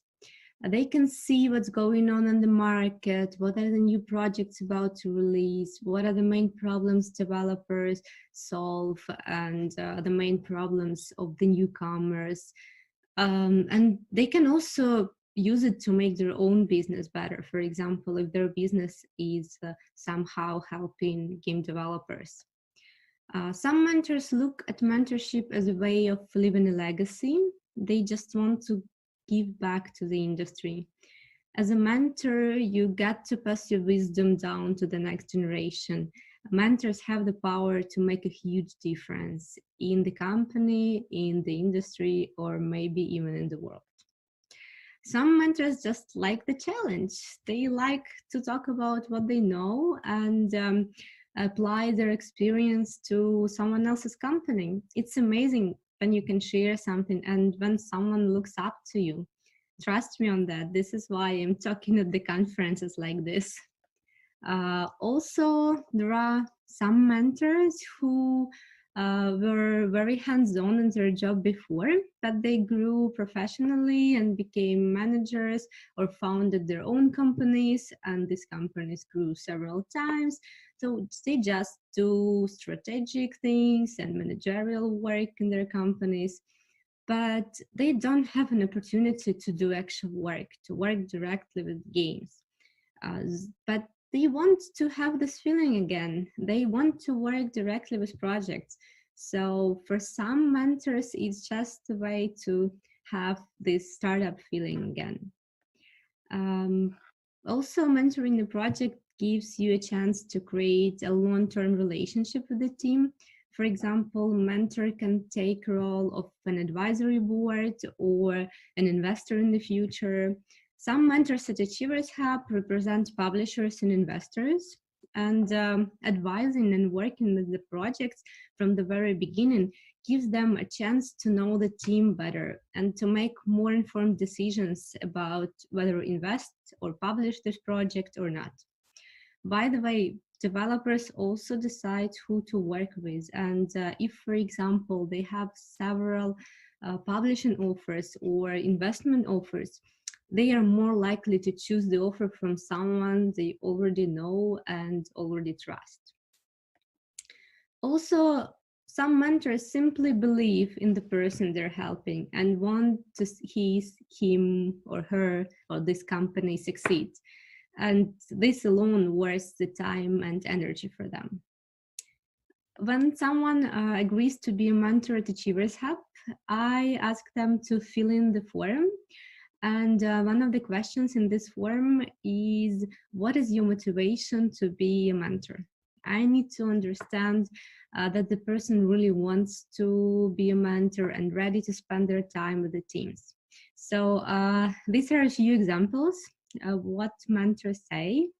And by the way, it was really, really hard for me to pick just a few ones because there are a lot of great answers. So as you can see, some mentors want to help indie teams, give back to the industry, gain knowledge, move borders, be a part of something great, source games for publishing and investing, enter some of the company's advisory boards, establish long-term relations. Also, I like these quotes, if I can help at least one person, I think my life was worth living. This is a typical mentorship thinking. I feel experienced enough to help, but not old enough to stop listening. This is a good one. So they want to share knowledge, change the trends of the market, help the teams get some contacts that might help them in their work. There are a lot of reasons to become a mentor. So when you're asking someone to be a mentor and you're not sure why this person should agree, you know that this is actually something good that you offer them. Okay, so we now know that mentorship is beneficial for both mentors and mentees. And the natural question is, how exactly does it work? This relationship can be formal. It can be part of the specific mentorship process, or you can even sign a mentorship kind of agreement, or it can be totally informal, or it can be something in the middle. In reality, you can build your relationship with mentor in many, many different ways. Each mentor-mentee pair is slightly different, and this is beautiful. The key to success is simply defining the relationship from the very beginning and being willing to compromise. It's pretty much like marriage. So you should clarify your expectations in the beginning. What do you want from this relationship? What are your main goals? What do you expect from your mentor? Specifically pay attention at such things like confidentiality, because again, you're going to share a lot of confident information. Talk about how many hours your mentor can spend with you, which means of communication are you going to use. Some people prefer communication in writing, some people prefer personal meetings if it's possible, some people prefer calls. It can be something combined. So there is no single rule for all mentors and mentees. Sometimes I talk to my mentor once a few months, sometimes several times a week. For example, when I face a challenge or I need the guidance and support right now, I just need to know that I'm doing the right thing or not. So you can have a fixed schedule, but in most cases, there is no fixed schedule at all. However, if it's more convenient for you and your mentor, you can set up some mentorship hours, let's say once a week or once a month, or I don't know, maybe even every day. Of course, mentors are not always, they don't always have time to help you immediately. But this is also what's worth discussing in the beginning. Like, is it okay for you to contact the mentor when you just need the call right now or not? So choose your means of communication, choose the amount of time you want to, at least at the beginning, you would like to your mentor to spend with you, and basically define what works for both of you. And one more important thing is that the initiative and the mentorship relationship always goes from mentee, not from the mentor.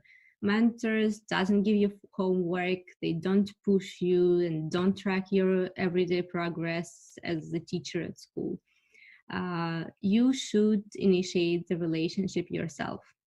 Well, mentors might sometimes track your progress, but it's definitely not someone who will remind you about your deadlines. Never come to the mentor meeting unprepared. Your goal is to get as much as possible from this relationship, so it's worth preparing some questions and topics you want to discuss in advance. Remember that your mentor's time is valuable, so treat it this way. Of course, sometimes you want to describe your problems in the very detail and retell the conversations you have with your team word to word. But before doing this, think if it's really worth your mentor's time, and maybe it makes sense to tell just part and it will be enough to understand the general problem and the situation. And okay, so there are no specific rules, and you can be very flexible in everything as long as it works for you and for your mentor. And there are also some tips on how to make your mentorship relationship more beneficial. Remember that I said that mentors are always honest, like good mentors at least. Then be prepared that the feedback might be harsh and it sometimes might be hard to take. Always remember that a good mentor say this not to offend or upset you, but to make you or your game better, to prevent you from a big failure, and your mentor always wants best for you. So if you have ever participated in some showcases or competitions and you got some feedbacks or reviews, you know how it works. Sometimes people might be rude, sometimes they criticize you, maybe because they're jealous or maybe because they want to feed their own ego. But if you have chosen your mentor the right way, your mentor will never do this to offend you. Mentor will never say, hey, your game sucks, but he or she might say that some things are not perfect and it's probably not gonna work and you should rethink or remake something. So if your mentor criticizes you, try to be calm, thank them for feedback, view their feedback as a gift always, and consider it later. If you think that your mentor was too rude, just say them that it's okay, I understood you, but it was slightly too much. Also listen to the mentor, but make your own decisions. Remember that this is your project, and at the end of the day, each advice is just an opinion of one particular person, and this person can be wrong, no matter how experienced he or she is. Nobody can guarantee a success, so view mentorship as a loot box. You can buy it to accelerate your progress, but in reality, you're never sure what you get. So treat mentorship as a loot box, not like a cure from all diseases. View feedback as gifts and make your own decision. And this will help you make your relationship with mentors better. Okay, I hope that some of you decided that you want to have mentors now after this, or at least to try this. And the next question you can ask is where you can find mentors. You can find mentors at your workplace, among your colleagues, bosses, co-workers. It can be someone from your industry's friends. Maybe you have some local communities, meetups, or online meetups. It can be someone from your training schools or seminars, webinars you attend. And it's not necessarily your teacher. It can be someone from your peers. You can get to know people on professional resources, industry chats, Discord channels. I know that some industries use Telegram, and for example, there are a lot of chats for hyper casual developers, mid-core developers, and other chats based on the game's platform and genre. So you can get to know people there. And if you think that someone is interesting, maybe it's worth talking with this person, and maybe this person would agree to be your mentor. Also, you can find mentor at the conferences, expos, and events, even online events like this one. Maybe you liked someone of the speakers, maybe you had an inspiring meeting with someone and you want to continue working with this person and talking to this person again. And it can also be a specialized event or organization, someone who provide mentorship services or help you find mentor professionally, as for example, Achievers Hub, and also some other incubators and accelerators that also exist in the games industry. So, as I said, almost anyone can be your mentor, which means that you can find them almost anywhere. Just look around and hopefully you'll see someone you like and someone you trust, and this person will agree to be your mentor. Thank you so much. I hope I made the concept of mentorship a bit more clear for you. And maybe some of you will decide to find a mentor or to become a mentor yourself. Thank you so much again. Please, if you're interested, you can send me your questions or follow me on social networks pages. And I hope you will have a great rest of your event. Bye-bye. Take care.